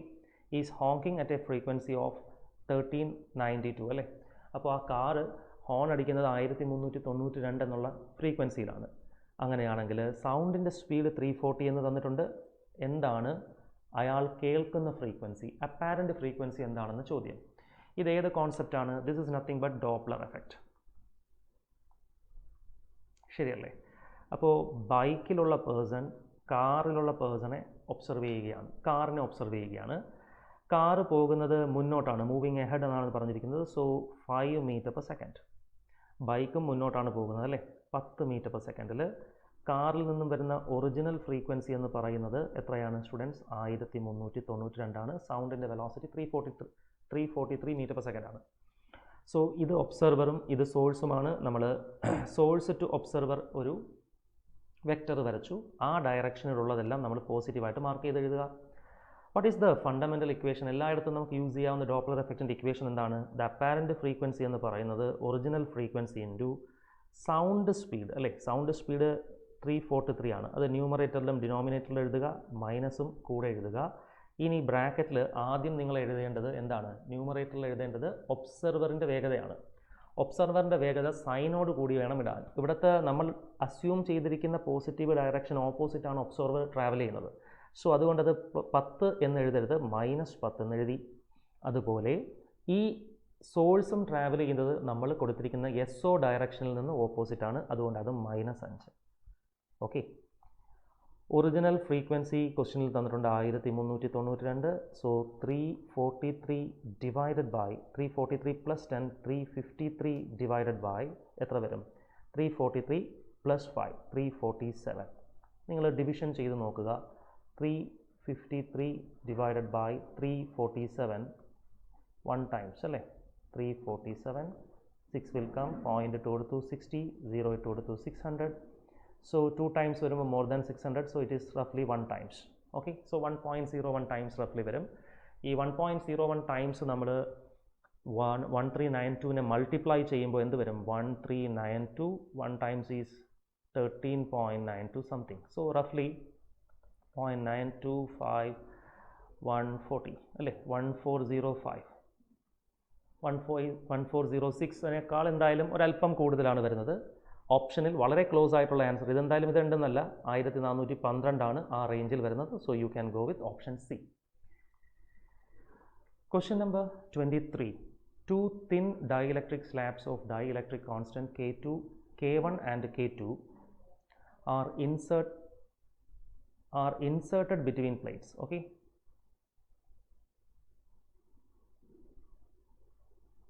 it is inserted between plates of parallel plate capacitor as shown in figure. The variation of electric field E between the plates with the distance D as measured from plate P is correctly shown by. അപ്പോൾ ഈ പ്ലേറ്റിനിടയ്ക്ക് 2 ഡയലക്ട്രിക്കുകൾ നമ്മൾ insert ചെയ്തിട്ടുണ്ട്. ആ ഇൻസേർഷന് ശേഷം electric ഫീൽഡിൻ്റെ variation ആണ് ചോദിച്ചിരിക്കുന്നത്. Suppose ഡയലക്ട്രിക്കുകളൊന്നും ഇല്ലെങ്കിൽ electric ഫീൽഡിൻ്റെ വാല്യൂ E0 ആണെന്ന് കരുതുക. ഡൈ ഇലക്ട്രിക് ഇൻസേർട്ട് ചെയ്യുമ്പോൾ എങ്ങനെയായിരിക്കും ഇലക്ട്രിക് ഫീൽഡ് മാറുന്നത്? ഇലക്ട്രിക് ഫീൽഡ് 1/k ആയിട്ട് കുറയും, മനസ്സിലാക്കി വെച്ചുകൊള്ളുക. അപ്പോൾ ആദ്യം ഈ സ്ഥലത്ത് എയർ ആണ്, അവിടുത്തെ ഇലക്ട്രിക് ഫീൽഡ് E0 ആണെങ്കിൽ K1 റീജിയനിൽ K1 ഡയലക്ട്രിക് വയ്ക്കുമ്പോൾ അവിടുത്തെ ഇലക്ട്രിക് ഫീൽഡ് E0/K1 ആയിട്ട് മാറി.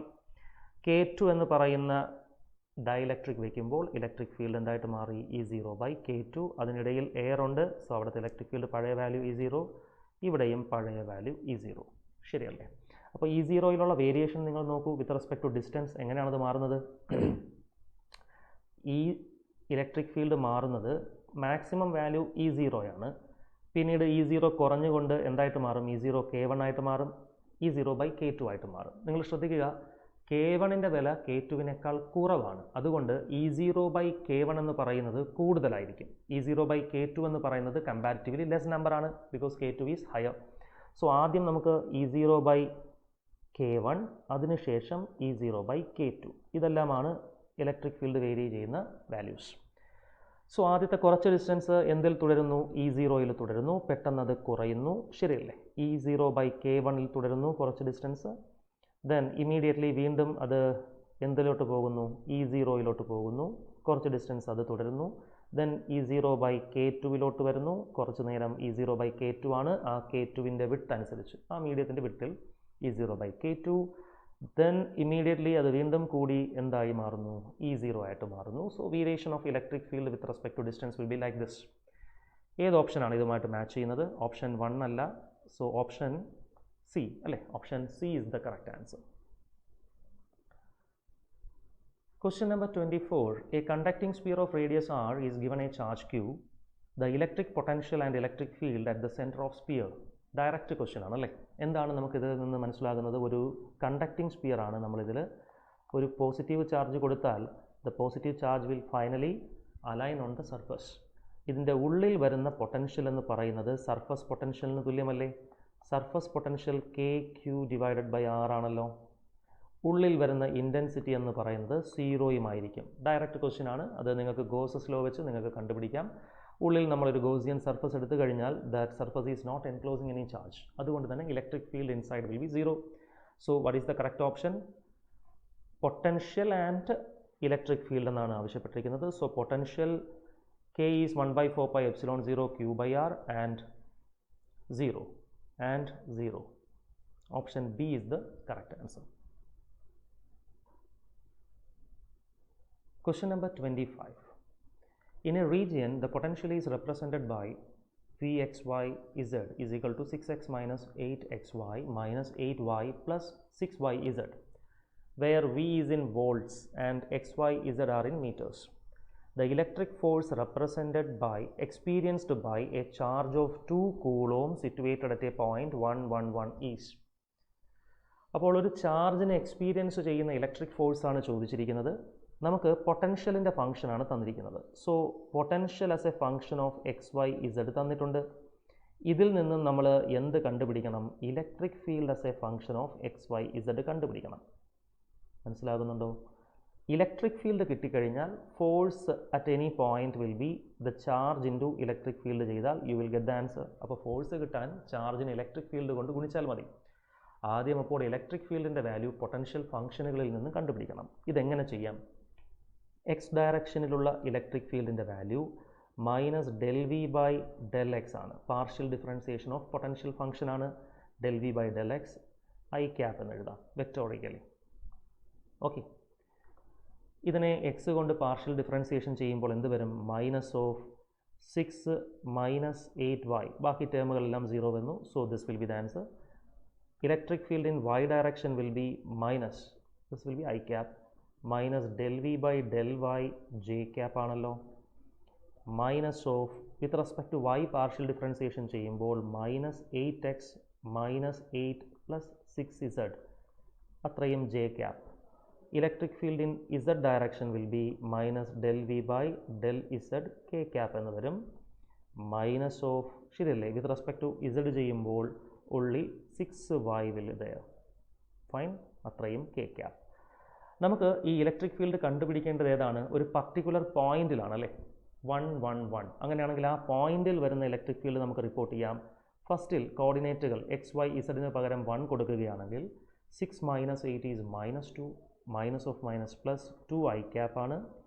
ഇവിടെ 1 കൊടുക്കുമ്പോൾ minus 8 plus 6 that is minus 2, minus 8 is minus 10, minus of minus is plus 10, so 10 J cap. ഇവിടെ 1 കൊടുക്കുകയാണെങ്കിൽ minus 6 k cap. So this will be the electric field. ശരിയല്ലേ? So electric field നമുക്ക് എങ്ങനെ report ചെയ്യാം? 2 I cap plus 10 J cap minus 6 k cap എന്നല്ലേ. So what will be the magnitude of electric field students?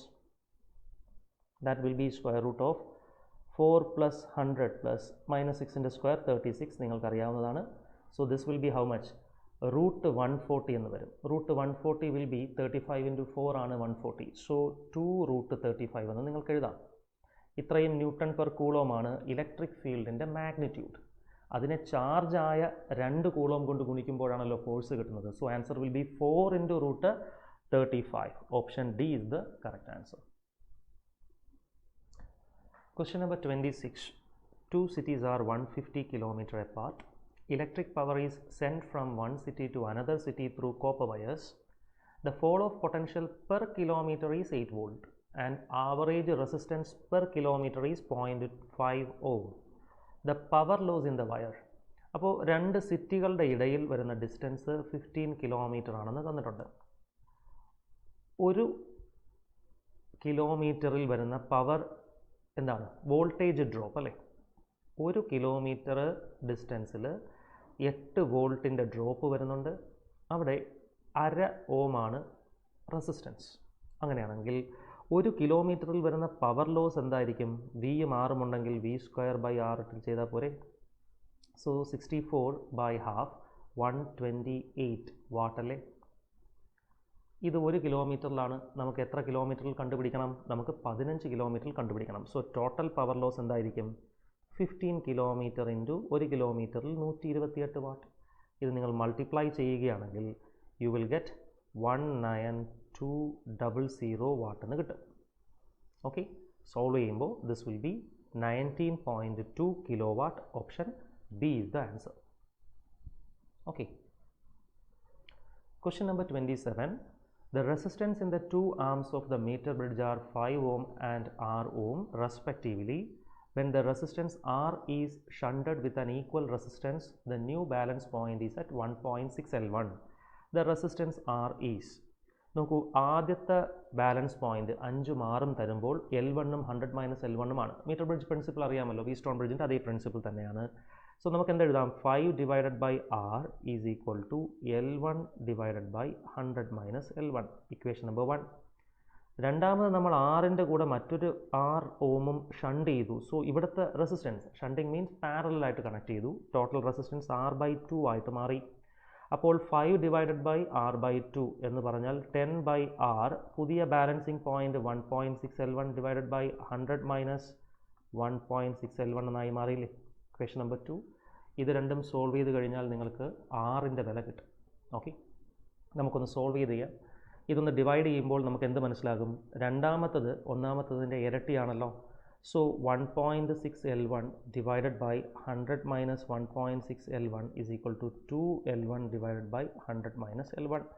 L1 ടേമുകൾ cancel ചെയ്ത് കളയാം.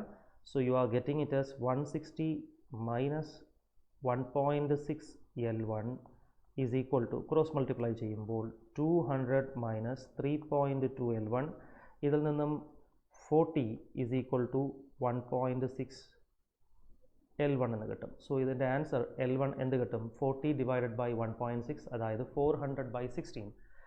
100/4 വരും. So that is 25 centimetre. Okay, L1ൻ്റെ വില 25 സെൻറ്റിമീറ്റർ ആണ്. ഇത് നമുക്ക് ഏതെങ്കിലും ഒരു ഇക്വേഷനിൽ സബ്സ്റ്റിറ്റ്യൂഷൻ ചെയ്യാം. ഒന്നാമത്തെ ഇക്വേഷനിൽ സബ്സ്റ്റിറ്റ്യൂഷൻ ചെയ്യുകയാണെങ്കിൽ 5/R is equal to 25/75, that is 1/3. Resistance will be 15 ohm. Option B is the correct answer. Resistance will be 15 ohm. Question number 28. A potentiometer circuit has been set up for finding the internal resistance of a given cell. The main battery used across the potentiometer wire has EMF 2 volt and negligible internal resistance. Main battery data നമ്മൾ സാധാരണ ഉപയോഗിക്കാറില്ല, കാരണം internal resistance calculation ചെയ്യുന്ന question ആണെങ്കിൽ. The potentiometer wire itself is 4 meter long. When the resistance are connected across given cell has value, അല്ലേ? Measure ചെയ്യാൻ ഉദ്ദേശിക്കുന്ന സെല്ലിന് അക്രോസ് കണക്ട് ചെയ്തിരിക്കുന്ന റെസിസ്റ്റൻസിൻ്റെ വാല്യൂ ഇൻഫിനിറ്റി എന്ന് പറഞ്ഞു കഴിഞ്ഞാൽ അത് ഓപ്പൺ സർക്യൂട്ടാണ്. ദെൻ ക്ലോസ്ഡ് സർക്യൂട്ടിൽ 9.5 ohm. രണ്ട് വാല്യൂസ് തന്നിട്ടുണ്ട്. ഒന്ന് ഓപ്പൺ സർക്യൂട്ടും ഒന്ന് എന്തും എടുക്കുക, ക്ലോസ്ഡ് സർക്യൂട്ടുമായിട്ട് എടുക്കുക. ബാലൻസിങ് ലെങ്തുകൾ കറസ്പോണ്ടിങ് തന്നിട്ടുണ്ട്. ഈ ഡേറ്റ മാത്രം മതി നമുക്ക് ഇൻറ്റേർണൽ റെസിസ്റ്റൻസ് കണ്ടുപിടിക്കാൻ. ഇൻറ്റേർണൽ റെസിസ്റ്റൻസ് കണ്ടുപിടിക്കുന്ന ഫണ്ടമെൻ്റൽ ഇക്വേഷൻ R എന്ന് പറയുന്നത് EMF minus potential difference divided by V into external resistance അല്ലേ. ഈ EMF എന്ന് പറയുന്നത് ഓപ്പൺ സർക്യൂട്ട് ലെങ്തിന് പ്രൊപ്പോർഷണലാണ്. Voltage terminal potential difference closed circuit ലെങ്തിന് പ്രൊപ്പോർഷണലാണ്. അപ്പോൾ LO minus LC divided by LC into R എന്ന് എഴുതാം. ഓപ്പൺ സർക്യൂട്ട് ലെങ്ത് 3 എന്ന് തന്നിട്ടുണ്ട്. Closed circuit length 2.85 divided by 2.85 into the resistance connected. എത്ര റെസിസ്റ്റൻസ് ആണ് അവർ കണക്ട് ചെയ്തിരിക്കുന്നത്? 9.5 ആണ് ക്ലോസ്ഡ് സർക്യൂട്ടിൽ. സോ 9.5. ഇത് നമ്മൾ സോൾവ് ചെയ്യുക. You are getting it as, ഇതെത്ര വരും? 0.15 divided by 2.85 into 9.5. Okay, so ഇത് നമുക്ക് എങ്ങനെ സോൾവ് ചെയ്യാം? This can be written as 15 divided by 285 എന്ന് എഴുതാം ഇൻറ്റു 9.5. ശരിയല്ലേ? So 9.5, 95 into 3 is 285. So this will be 30 times. So 50/30 answer is 0.5 ohm. ഏതാണ് correct option? Option C, 0.5 ohm is the correct answer. Question number 29. Following figures show the arrangement of bar magnets in different configuration. Okay. Each magnet has magnetic dipole moment M. Which configuration has highest net magnetic dipole moment? So magnetic dipole moment in the direction identical magnetuകളാണ്. So south to north ആണ് നമ്മൾ direction mark ചെയ്യുന്നത്. ഇവിടെ south to north M value ആണ് direction magnetic moment. ഇവിടെയും magnetic moment M ആണ്. They are equal and opposite. So answer will be 0 for B. അവർ ആവശ്യപ്പെട്ടിരിക്കുന്നത് highest value ആണ്. So B obviously wrong answer ആണ്. ഇവിടെയും magnetic മൊമെൻറ്റുകൾക്കിടയിലുള്ള 30 degree ആംഗിൾസിലാണ് രണ്ട് magnetic മൊമെൻറ്റുകൾ. ഇവിടെ magnetic മൊമെൻറ്റുകൾ 60 degree ആംഗിൾസിലാണ്. ഇതെല്ലാം തന്നെ വെക്ടറാണ് അല്ലേ. രണ്ട് ഈക്വൽ വെക്ടറുകൾ തീറ്റ ആംഗിളിൽ നിന്നാൽ അതിൻ്റെ റിസൾട്ടൻ്റ് നമുക്ക് എങ്ങനെ കണ്ടുപിടിക്കാം? Root of M square plus M square plus 2 into M into M 2m square cos theta. 2m square common എടുക്കാം. 1 plus cos theta varum, that is 2 cos square theta by 2. So this will be 2m cos theta by 2. മറക്കരുത്, രണ്ട് equal vectors തീറ്റ ആംഗിളിൽ act ചെയ്താൽ റിസൾട്ടൻറ്റിൻ്റെ value 2 times of m ഒരു വെക്ടറിൻ്റെ magnitude into cos of ആംഗിളിൻ്റെ half of the angle between them. ഇവിടെ നമുക്ക് മനസ്സിലാകും ഈ പറയുന്ന റിസൾട്ടൻ്റ് മാഗ്നറ്റിക് മൊമെൻറ്റിൻ്റെ magnitude cos theta by 2 proportional അല്ലേ. കോസിൻ്റെ പ്രത്യേകത എന്താണ്? തീറ്റ ചെറുതാവുകയാണെങ്കിൽ കോസ് കൂടും. സോ ചെറിയ ആംഗിളിലാണ് ഈ ആൻസർ വലുതാകുന്നത്. 90 ഡിഗ്രി, 60 ഡിഗ്രി, 30 ഡിഗ്രി തുടങ്ങിയവയിൽ ചെറിയ ആംഗിൾ 30 ഡിഗ്രി ആണ്. സോ ഓപ്ഷൻ സി ആയിരിക്കും ലാർജ് മാഗ്നറ്റിക് മൊമെൻറ്റ് തരുന്നത്. Option C is the correct answer. Option C.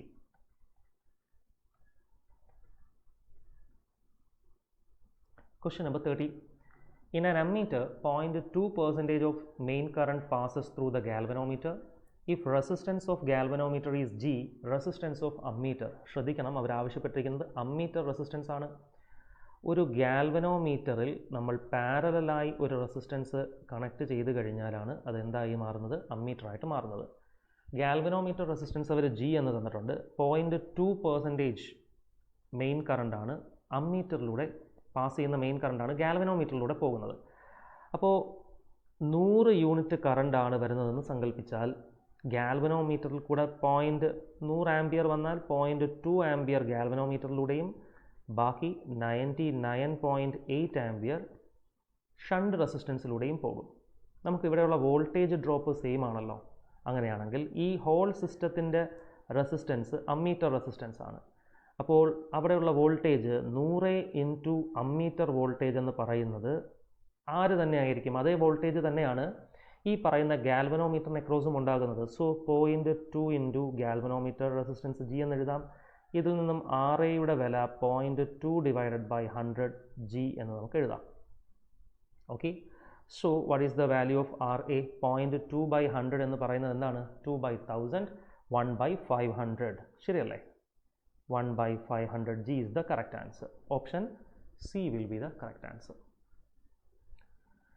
Question number 31. Two identical long conducting wires AOB and COD are placed at right angles to each other with one above other such that O is their common point for the two. The wires carries current I1 and I2 respectively. Point P is lying at a distance D from O along a direction perpendicular to the plane containing the wires. അപ്പോൾ നമുക്ക് ഇത് മനസ്സിലാകുന്നതിന് വേണ്ടിയിട്ട് എളുപ്പത്തിന് വേണ്ടി ഒരു plain ഇങ്ങനെ വരയ്ക്കാം. ഈ പ്ലെയിനിൽ രണ്ട് വയറുകൾ, ശരിയല്ലേ? AOB and COD. ഈ പ്ലെയിനിന് പെർപെൻഡിക്കുലറായിട്ട് D ഡിസ്റ്റൻസിൽ ഒരു പോയിന്റ് P. ഈ പിയിൽ ആക്ട് ചെയ്യുന്ന മാഗ്നറ്റിക് ഫീൽഡ് എന്താണെന്നാണ് ചോദ്യം. നമുക്കറിയാം, ഒരെണ്ണത്തിൽ കറണ്ട് ഈ ഡയറക്ഷനിലും ഒരെണ്ണത്തിൽ ഇങ്ങനെയും പോവുകയാണെങ്കിൽ റൈറ്റ് ഹാൻഡ് തമ്പ് റൂൾ വെച്ചുകൊണ്ട് CODയിലുള്ള കറണ്ട് ഉണ്ടാക്കുന്ന റൈറ്റ് ഹാൻഡ് തമ്പ് റൂൾ മൂലം CODയിൽ കറണ്ട് ഉണ്ടാക്കുന്ന മാഗ്നറ്റിക് ഫീൽഡ് ഏത് ഡയറക്ഷനിലായിരിക്കും? എക്സ് ആക്സിസിൻ്റെ ഡയറക്ഷനിലായിരിക്കും. ഇതുപോലെയായിരിക്കും മാഗ്നറ്റിക് ഫീൽഡ് B1. ഇനി AOBയിൽ കറണ്ട് ട്രാവൽ ചെയ്യുന്നത് മൂലം ഇവിടെ ഉണ്ടാകുന്ന മാഗ്നറ്റിക് ഫീൽഡ് എങ്ങോട്ടാണ്? പ്ലെയിനിന് ഉള്ളിലോട്ടാണ്. സോ മാഗ്നറ്റിക് ഫീൽഡിൻ്റെ ഡയറക്ഷൻ ഉള്ളിലോട്ടായിരിക്കും. B2 they will be perpendicular to each other. So resultant magnetic field എന്ന് പറയുന്നത് square root of B1 square plus B2 square അല്ലേ? ഒരു ലോങ് കറണ്ട് ക്യാരിയിങ് കണ്ടക്ടർ ഉണ്ടാക്കുന്ന മാഗ്നറ്റിക് ഫീൽഡിൻ്റെ ആൻസർ എന്ന് പറയുന്നത് μ0I ഡിവൈഡഡ് ബൈ 2πr ആണ് അല്ലേ? ഇവിടുത്തെ ആറിൻ്റെ വാല്യൂ D ആണ്. So μ0I1 divided by 2πd the whole square plus μ0I2 square I2 divided by 2πd the whole square എന്ന് നിങ്ങൾക്ക് എഴുതാം. ഇത് സോൾവ് ചെയ്യുമ്പം μ0/2πd നിങ്ങൾക്ക് പുറത്തെഴുതാം. Root of I1 square plus I2 square. Option D is the correct answer. Question number 32.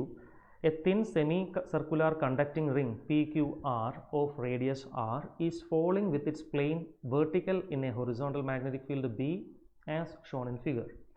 The potential difference developed across the ring when its speed is V. ഒരു ring എന്ത് ചെയ്യുകയാണ്?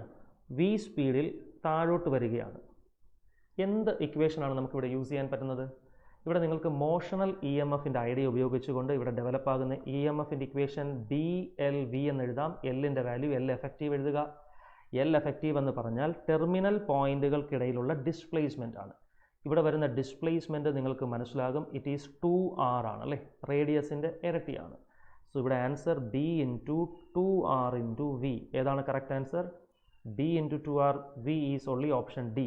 സോ ഇവിടുത്തെ E M എഫിൻ്റെ direction കിട്ടി. ഇനി positive polarity നിങ്ങൾ v cross ബിയുടെ ഡയറക്ഷനിലായിരിക്കും പോസിറ്റീവ് പൊളാരിറ്റി വരുന്നത് ഒരു മോഷണൽ ഇ എം എഫിൻ്റെ കേസിൽ. വി എന്ന് പറയുന്നത് താഴോട്ടും ബി ഉള്ളിലോട്ടുമാണ്. സോ വി ക്രോസ് ബി എടുക്കുന്ന സമയത്ത് it will be along the x direction. So R എന്ന് പറയുന്നത് positive polarity, P negative polarity. So R is at higher potential. Option D is the correct answer. Question number 33. A transformer having efficiency 90% is working on 200 volt and 3 kilowatt power supply.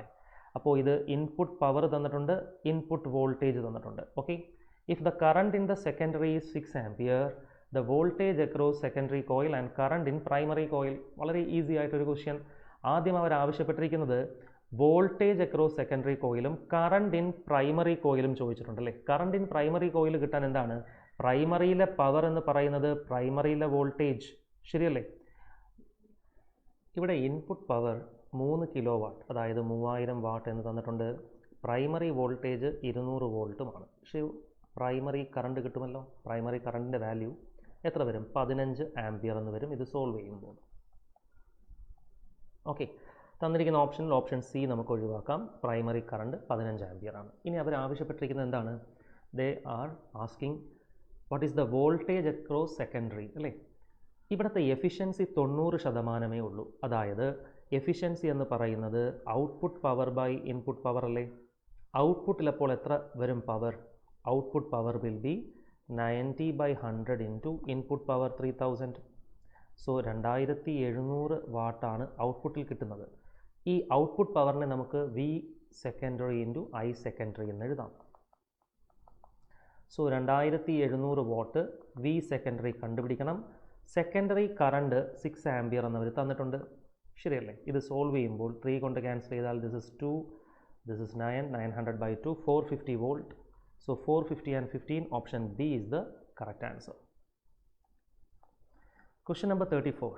Light with an energy flux of 25 into 34 watt per meter square. ഈ energy flux എന്താണെന്ന് കേൾക്കുമ്പോൾ മനസ്സിലാകാത്തവർ ഈ unit നോക്കുക. Watt per metre square എന്ന് പറയുന്നത് ഇൻറ്റൻസിറ്റിയുടെ unit ആണ്. So ഇൻറ്റൻസിറ്റിയാണ് ഇവിടെ പറഞ്ഞിരിക്കുന്നത് 25 into 10⁴. പെർഫെക്റ്റ്ലി റിഫ്ലക്റ്റിംഗ് സർഫസ് ആണ്. നോർമൽ ഇൻസിഡൻസ് ആണ്. പെർപെൻഡിക്കുലർ ആയിട്ടാണ് വന്ന് വീഴുന്നത്. സർഫസ് ഏരിയ തന്നിട്ടുണ്ട്. ആവറേജ് ഫോഴ്സ് ആണ് ചോദിച്ചിരിക്കുന്നത്. ഒരു ലൈറ്റ് വന്ന് വീഴുമ്പോൾ എക്സേർട്ട് ചെയ്യുന്ന റേഡിയേഷൻ പ്രഷർ എന്ന് പറയുന്നത് അബ്സോർബിംഗ് സർഫസിന് I/C ആണ്. പക്ഷേ റിഫ്ലക്റ്റിംഗ് സർഫസിന് 2I/C ആണ്. റേഡിയേഷൻ പ്രഷർ ഉണ്ടെങ്കിൽ ഫോഴ്സ് എങ്ങനെ കണ്ടുപിടിക്കാം? Pressure into area. അങ്ങനെയാണെങ്കിൽ 2I/C ഇൻറ്റു ഏരിയ ചെയ്യുമ്പോൾ ഫോഴ്സ് എക്സേർട്ടഡ് കിട്ടും. 2 ഇൻറ്റു ഇൻറ്റൻസിറ്റിയുടെ value 25 into 10⁴. C speed of light 3 into 10⁸. Area 15 centimetre square ആണ്. 15 into 10⁻⁻⁴. ഇത് സോൾവ് ചെയ്യുമ്പോൾ what will be the answer? ഇത് 5 വന്നു. സോ 5 into 2 10, 25, 250 അങ്ങനെയുള്ള answers. So option B is the answer. 2.50 into 10⁻⁻6 newton. Question number 35. A beam of light lambda തന്നിട്ടുണ്ട്. Distance from a distant source falls on a single slit, okay, 1 millimeter wide, and resulting diffraction pattern is observed on a screen 2 meters away.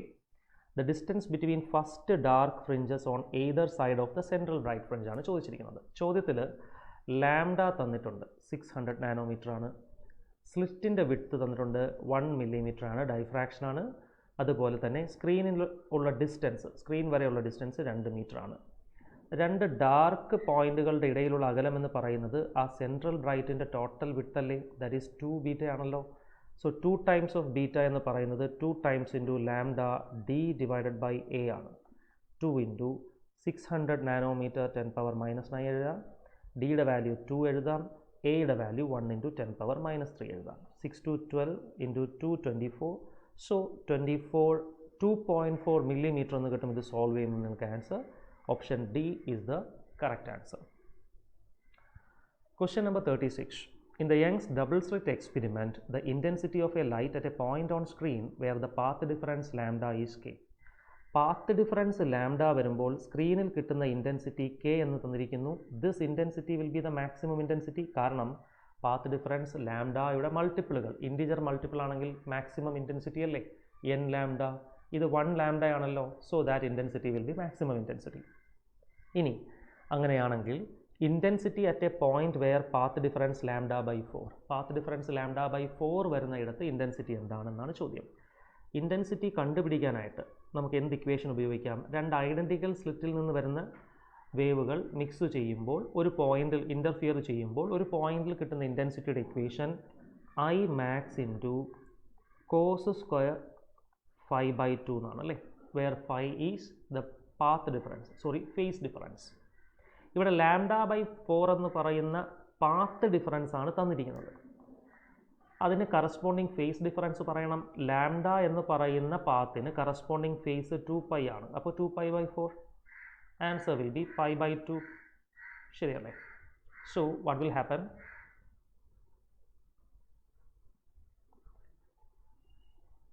I is equal to what is maximum intensity students? അതിൻ്റെ value k എന്ന് ക്വസ്റ്റ്യനിൽ തന്നിട്ടുണ്ട്. k into cos square 5/2. 5യുടെ വിലയാണ് π/2, divided by 2 ചെയ്യുമ്പോൾ π/4. Okay, cos 45 degree 1/√2, അതിൻ്റെ square 1/2, answer will B k/2. Option C is the correct answer. Question number 37. If the focal length of objective lens is increased, then magnifying power of മൈക്രോസ്കോപ്പിൻ്റെയും ടെലസ്കോപ്പിൻ്റെയും ഓപ്ഷൻസുകളാണ് mix ചെയ്ത് തന്നിരിക്കുന്നത് അല്ലേ. മൈക്രോസ്കോപ്പിൻ്റെ magnifying power, മൈക്രോസ്കോപ്പിൻ്റെ കാര്യത്തിൽ നമ്മൾ derive ചെയ്യുന്ന ഫോർമുലയിൽ മാഗ്നിഫയിങ് പവർ എന്ന് പറയുന്നത് ഇൻവേഴ്സ്ലി പ്രൊപ്പോർഷണൽ ടു ഒബ്ജക്റ്റീവിൻ്റെ focal length as well as eye പീസിൻ്റെ ഫോക്കൽ ലെങ്ത് ആണ്. പക്ഷേ ടെലസ്കോപ്പിൻ്റെ കാര്യത്തിൽ മാഗ്നിഫയിങ് പവർ എന്ന് പറയുന്നത് പ്രൊപ്പോർഷണൽ ടു എന്താണ്? FO/FE ആണ്. ഇതിൽ നിന്നും ഒബ്ജക്റ്റീവിൻ്റെ ഫോക്കൽ ലെങ്തിന് ഇൻവേഴ്സ് ആണ് മൈക്രോസ്കോപ്പിൻ്റെ ഫോക്കൽ ലെങ്ത്. അപ്പോൾ ഒബ്ജക്റ്റീവിൻ്റെ ഫോക്കൽ ലെങ്ത് കൂട്ടുകയാണെങ്കിൽ മൈക്രോസ്കോപ്പിൻ്റെ ഫോക്കൽ ലെങ്ത് കുറയും, ഡിക്രീസ് ആണ്. അതുപോലെ ഒബ്ജക്റ്റീവ് ഫോക്കൽ ലെങ്ത് കൂട്ടിയാൽ ടെലസ്കോപ്പിൻ്റെ മാഗ്നിഫയിങ് പവർ കൂടും, ഇൻക്രീസ് ആണ്. Option D is the correct answer. Question number 38. The angle of a prism is A. One of its refracting surface is silvered. The light rays falling at an angle of incidence 2A on the first surface returns back through the same path after suffering reflection at the silvered surface. The refractive index is mu. The prism is the refractive index of the prism ആണ് ചോദിച്ചിരിക്കുന്നത്. അപ്പോൾ നമുക്ക് ഒരു diagram വരയ്ക്കാം. ഇതിൽ angle of prism A ആണ്. ഒരു സ്ഥലം എന്താണ്? സിൽവർ ചെയ്തിരിക്കുകയാണ്, മിറർ ലൈക്ക് ആക്ഷൻ. ഒരു ലൈറ്റ് വന്ന് ഇൻസിഡൻറ്റ് ചെയ്യുന്നു with an angle how much? 2A. So after refraction ഇതേ പാത്തിൽ തിരിച്ചു വരണമെങ്കിൽ മിററിൽ പോയി ഇടിക്കുന്ന ആംഗിൾ ഓഫ് ഇൻസിഡൻസ് എന്ന് പറയുന്നത് 0 ആയിരിക്കണം. മിററുമായി 90 ഡിഗ്രിയിൽ പോയി ഹിറ്റ് ചെയ്താൽ അതേ പാത്തിൽ ലൈറ്റ് റേക്ക് റിഫ്ലക്റ്റ് ചെയ്ത് വരാൻ പറ്റും, റീട്രേസ് ചെയ്ത് വരാൻ പറ്റും. സോ ഈ ആംഗിൾ 90 ആണ്. What will happen then? This angle will be 90 minus A അല്ലേ. അപ്പോൾ ഈ ആംഗിളോ എ ആയിരിക്കും, ബിക്കോസ് നോർമൽ ഉണ്ടാക്കുന്നത് ടോട്ടൽ 90 ഡിഗ്രിയാണ്. അങ്ങനെയാണെങ്കിൽ സ്നെൽസ് ലോ നമുക്ക് അപ്ലൈ ചെയ്യാമല്ലോ. മിററിൻ്റെ റിഫ്രാക്റ്റീവ് ഇൻഡെക്സ് മ്യൂ ആണ്, എയറിൻ്റെത് 1 ആണ്. So 1 into sine 2A is equal to മിററിൻ്റെ റിഫ്രാക്റ്റീവ് ഇൻഡെക്സ് മ്യൂ ഇൻറ്റു ഇവിടുത്തെ angle of refraction sine A. So sine 2A നമുക്ക് 2 സൈൻ എ കോസ് എ എന്ന് എഴുതാം, is equal to mu into sine A. Sine A can be ക്യാൻസൽസ്.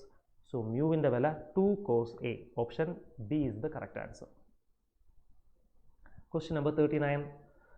When the energy of the incident radiation is increased by 20%, the kinetic energy of the photoelectrons emitted from a metal surface increased from 0.5 electron volt to 0.8 electron volt. The work function of the metal. Incident ലൈറ്റിൻ്റെ energy നമ്മൾ 20% കൂട്ടുകയാണ്. Incident ലൈറ്റിൻ്റെ energy എന്ന് പറയുന്നത് H new ആണ് അല്ലേ. ഇത് 20% നമ്മൾ കൂട്ടുമ്പോൾ കൈനറ്റിക് എനർജി 0.5 നിന്ന് 0.8 വർക്ക് ഫംഗ്ഷനാണ് ചോദിച്ചിരിക്കുന്നത്. ബേസിക് ഫോട്ടോ ഇലക്ട്രിക് ഇക്വേഷൻ എന്താണ്? H nu equal to work function plus kinetic energy അല്ലേ. കൈനറ്റിക് എനർജി മാക്സിമം ആണ് അല്ലേ.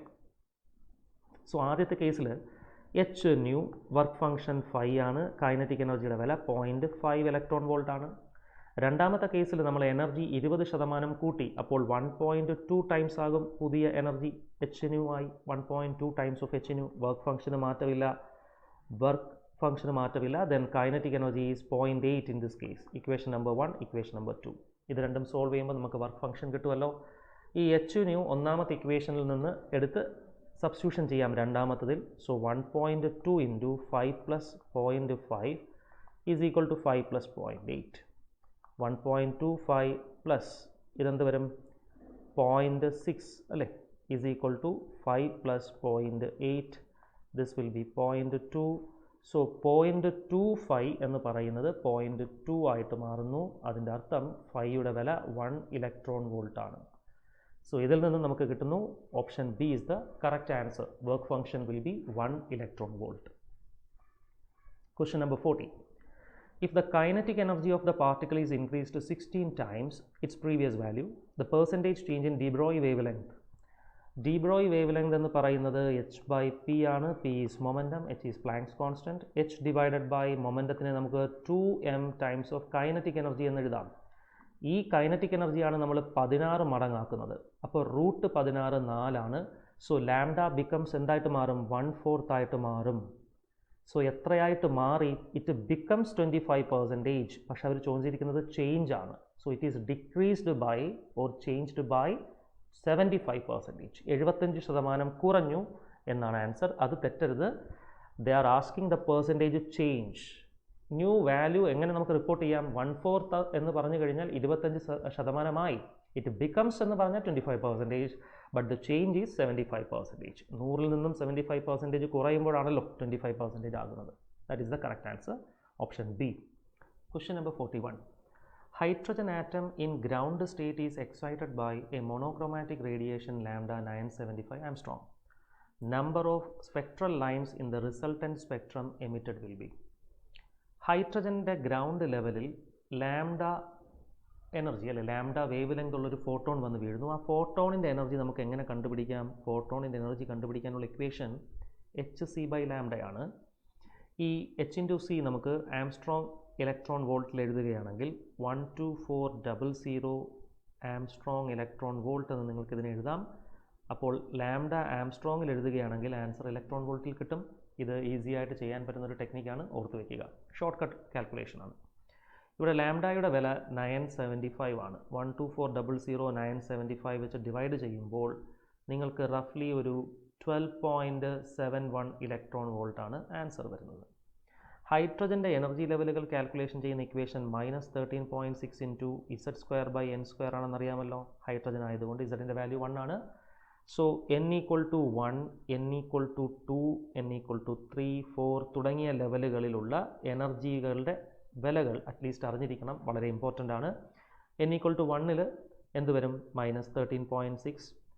n = 2-ൽ it will be -3.6 electron volt. Okay, this will be -1.51. this will be -0.87 electron volt. ഈ ഒരു റേഞ്ചിലാണ് answers വരുന്നത്.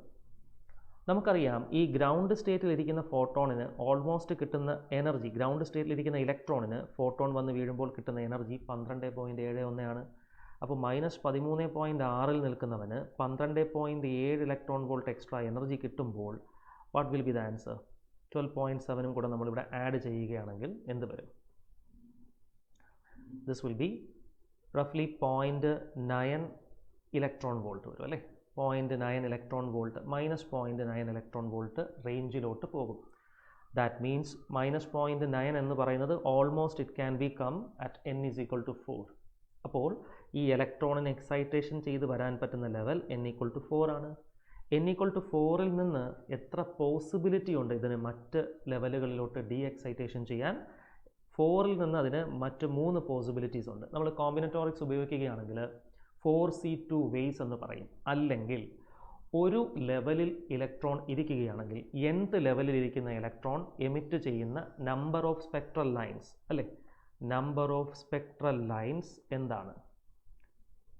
n-ൽ നിന്നും ഇതിന് പല പോസിബിലിറ്റി ഉണ്ട്. നമ്പർ ഓഫ് സ്പെക്ട്രൽ ലൈൻസിൻ്റെ ഇക്വേഷൻ n × n-1/2. ഈ ഇക്വേഷൻ ഓർത്ത് വെച്ചാൽ മതിയാകും. അപ്പോൾ ഇവിടെ n-ൻ്റെ വില 4 ആണ്.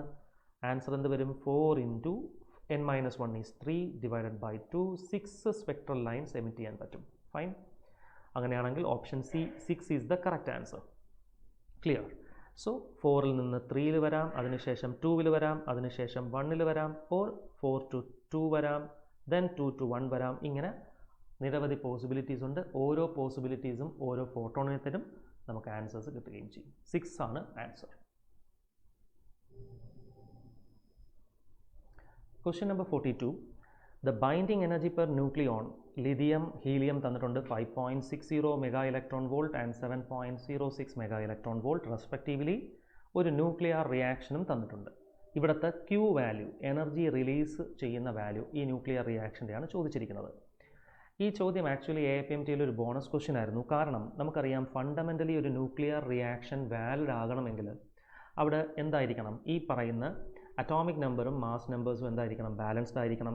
ഇവിടെ നോക്കിക്കേ, 3 + 1 4 ആണ്. ഇവിടെ പക്ഷേ 2 അല്ലേ ഉള്ളൂ, അല്ലേ? LHSും RHSും ബാലൻസ്ഡ് അല്ല. അപ്പോൾ നമ്മളിതിനെ കറക്റ്റ് ആക്കിയിട്ട് നമുക്കിതിനെ ചെയ്യാം. ആക്ച്വലി 2 ഹീലിയമാണ് ഉണ്ടാകേണ്ടത്, 1 ഹീലിയമേ തന്നിട്ടുള്ളൂ. സോ ഒരു 2 നമുക്ക് ഇട്ട് കൊടുക്കേണ്ടി വരും. ഇനി നമുക്കിത് ചെയ്യാം. ലിഥിയത്തിൻ്റെ ബൈൻഡിങ് എനർജി പെർ ന്യൂക്ലിയോണും ഹീലിയത്തിൻ്റെ പെർ ന്യൂക്ലിയോൺ വാല്യൂസ് ആണ് തന്നിരിക്കുന്നത്. ഒരു ന്യൂക്ലിയോണിനെ പുറത്തു കൊണ്ടുവരാൻ വേണ്ടുന്ന ബൈൻഡിങ് എനർജിയാണ് തന്നിരിക്കുന്നത്. ടോട്ടലി ഇവിടെ എത്ര ന്യൂക്ലിയോൺസ് ഉണ്ട് ലിഥിയത്തിൻ്റെ കാര്യത്തിൽ? 7 ന്യൂക്ലിയോൺസ് ഉണ്ട്, ശരിയല്ലേ? അപ്പോൾ ഇവിടെ വരുന്ന ടോട്ടൽ ബൈൻഡിങ് എനർജി എവിടെയാണ്? Binding energy of reactant side എന്തായിരിക്കും? 7 × 5.60. സോ ഇതെത്ര വരും?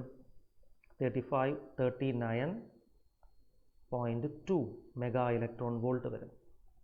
Okay. Binding energy in product side എന്താണ്? 2 ഹീലിയമാണ്. അപ്പോൾ മൊത്തവും 8 ന്യൂക്ലിയോൺസ് ഉണ്ട്. ഒരു ന്യൂക്ലിയോൺ 7.06 ആണ്. So 8 × 7.06 56.48 mega electron volt. തീർച്ചയായിട്ടും പ്രോഡക്റ്റ് സൈഡും റിയാക്റ്റൻറ്റ് സൈഡിലുമുള്ള ബൈൻഡിങ് എനർജിയിലെ വേരിയേഷൻ നിങ്ങൾക്കറിയാം. ആ എനർജി ഡിഫറൻസ് ആണ് നമുക്ക് Q വാല്യൂ ആയിട്ട് പുറത്തു വരുന്നത്, എനർജി റിലീസ്ഡ് ആയിട്ട് പുറത്തു വരുന്നത്. ഓക്കെ. സോ 56.48ൽ നിന്നും നമ്മൾ 39.2 കുറയ്ക്കുമ്പോൾ 17.29 ഓർ 17.3 മെഗാ ഇലക്ട്രോൺ വോൾട്ട്. റഫ്ലി we are getting the answer. Option D is the correct answer. Question number 43. A radioisotope X with half-life 1.4 × 10⁹ years decays to Y, which is stable. X Y ആയിട്ട് മാറുന്നു. A sample of rock from a cave was found to contain X and Y in the ratio 1:7. അപ്പോൾ നിലവിൽ എക്സും വൈയും എത്ര റേഷ്യോയിലാണുള്ളത്? 1:7 ആണ്. X ആണ് Y ആയിട്ട് മാറുന്നത്. അങ്ങനെയാണെങ്കിൽ ഈ ഒരു റേഡിയോ ആക്ടിവിറ്റി പ്രോസസ്സ് തുടങ്ങുമ്പോൾ ഈ പറയുന്ന 7 യൂണിറ്റ് വൈയും എക്സ് ആയിരുന്നുവല്ലോ, ശരിയല്ലേ? അങ്ങനെയാണെങ്കിൽ ആദ്യത്തെ എക്സിൻ്റെ അളവ് എന്തായിരിക്കും? എക്സിൻ്റെ വാല്യൂ 8 ആയിരിക്കും, വൈയുടെ വാല്യൂ 0 ആയിരിക്കും. ഇനിഷ്യലി എക്സ് 8, വൈ 0 ആയിരിക്കണം, ശരിയല്ലേ? ഈ പറയുന്ന 8 എന്ന് പറയുന്നത് നിലവിൽ എത്ര യൂണിറ്റായി മാറുന്നു? 8 യൂണിറ്റ് എക്സ് 1 യൂണിറ്റ് എക്സ് ആയി മാറുന്നു. ഹാഫ് ലൈഫാണ് തന്നിരിക്കുന്നത് എക്സിൻ്റെ. കാൽക്കുലേഷൻ കുറച്ചും കൂടെ എളുപ്പമാകത്തില്ലേ? എങ്ങനെ? 8 യൂണിറ്റ് എക്സ് ഒരു ഹാഫ് ലൈഫിന് ശേഷം പകുതി 4 യൂണിറ്റ് ആകും. വീണ്ടും ഒരു ഹാഫ് ലൈഫിന് ശേഷം പകുതി 2 യൂണിറ്റ് ആകും. വീണ്ടും ഒരു ഹാഫ് ലൈഫിന് ശേഷം അതിൻ്റെ പകുതി 1 യൂണിറ്റ് ആകും. സോ എത്ര ഹാഫ് ലൈഫുകൾ വന്നു? 1, 2, 3. 3 ഹാഫ് ലൈഫുകൾ കഴിയുമ്പോഴാണ് 8 1 മാറുന്നത്, ശരിയല്ലേ? ഒരു ഹാഫ് ലൈഫ് എന്ന് പറയുന്നത് 1.4 × 10⁹ ഇയേഴ്സ് അല്ലേ? അപ്പോൾ എത്ര വർഷം കഴിയും ഈ മാറ്റത്തിന്? 3 ഹാഫ് ലൈഫുകൾ. That is 3 × 1.4 × 10⁹. That is 4.2 × 10⁹ years. Very simple question. Option C is the correct answer. Question number 44. The given graph represents VI characteristics of a semiconductor device. Direct question ആണ്. ഈ ഒരു ക്യാരക്ടറിസ്റ്റിക്സ് ആരുടെ ക്യാരക്ടറിസ്റ്റിക്സ് ആണ്? This is actually solar സെല്ലിൻ്റെ VI characteristics ആണ്. ഇതിൽ A എന്ന് പറയുന്ന പോയിന്റ് കാണിക്കുന്നത് എന്തിനെയാണ്? നമ്മൾ വോൾട്ടേജ് എക്സ് ആക്സിസിലും കറണ്ട് I ആക്സിസിലുമാണ്, Y ആക്സിസിലുമാണ് കറണ്ട്. സോ ഇത് ഓപ്പൺ സർക്യൂട്ട് വോൾട്ടേജും ഇതെന്താണ്? ബി എന്ന് പറയുന്ന ഈ പോർഷൻ ഷോർട്ട് സർക്യൂട്ട് കറണ്ടിനെയുമാണ് കാണിക്കുന്നത്. Okay. So it is V I characteristics of solar cell correct ആണ്. പോയിന്റ് എ കാണിക്കുന്നത് open circuit voltage and point B കാണിക്കുന്നത് short circuit current. Option A is the correct answer. Question number 45, barrier potential of A P N junction depends on. നമുക്കറിയാം depletion റീജിയനിൽ വരുന്ന potential difference ആണ് barrier potential. അത് semiconductor മെറ്റീരിയലിനെ depend ചെയ്യും, തീർച്ചയായിട്ടും depend ചെയ്യും. ഡോപ്പിങ്ങിനെ ഡിപ്പെൻഡ് ചെയ്യും. ഡോപ്പിംഗ് കൂടുതലാണെങ്കിൽ തീർച്ചയായിട്ടും ആ പൊട്ടൻഷ്യലിൻ്റെ വാല്യൂവും കൂടും. സോ എമൗണ്ട് ഓഫ് ഡോപ്പിംഗ് കൂടും. അതുപോലെ ടെമ്പറേച്ചറിനെയും ഡിപ്പെൻഡ് ചെയ്യും. എയും ബിയും സിയും കറക്റ്റ് ആൻസർ ആണ്. Option D is the correct answer. അപ്പോൾ നമ്മൾ 45 ചോദ്യങ്ങൾ നീറ്റ് 2014, നമ്മൾ 45 ചോദ്യങ്ങൾ AIPMT 2014 പേപ്പറിൽ നിന്ന് ഡിസ്കഷൻ ചെയ്തു കഴിഞ്ഞു. ഇതുപോലുള്ള ചോദ്യങ്ങൾ തീർച്ചയായിട്ടും നിങ്ങൾക്ക് ഈ വർഷവും പ്രതീക്ഷിക്കാം. അപ്പോൾ കോർ ആയിട്ടുള്ള കോൺസെപ്റ്റുകൾ മനസ്സിലാക്കിയാൽ ഈസി ആയിട്ട് നിങ്ങൾക്ക് ക്വസ്റ്റ്യനുകൾ ചെയ്യാവുന്നതേ ഉള്ളൂ. All the best.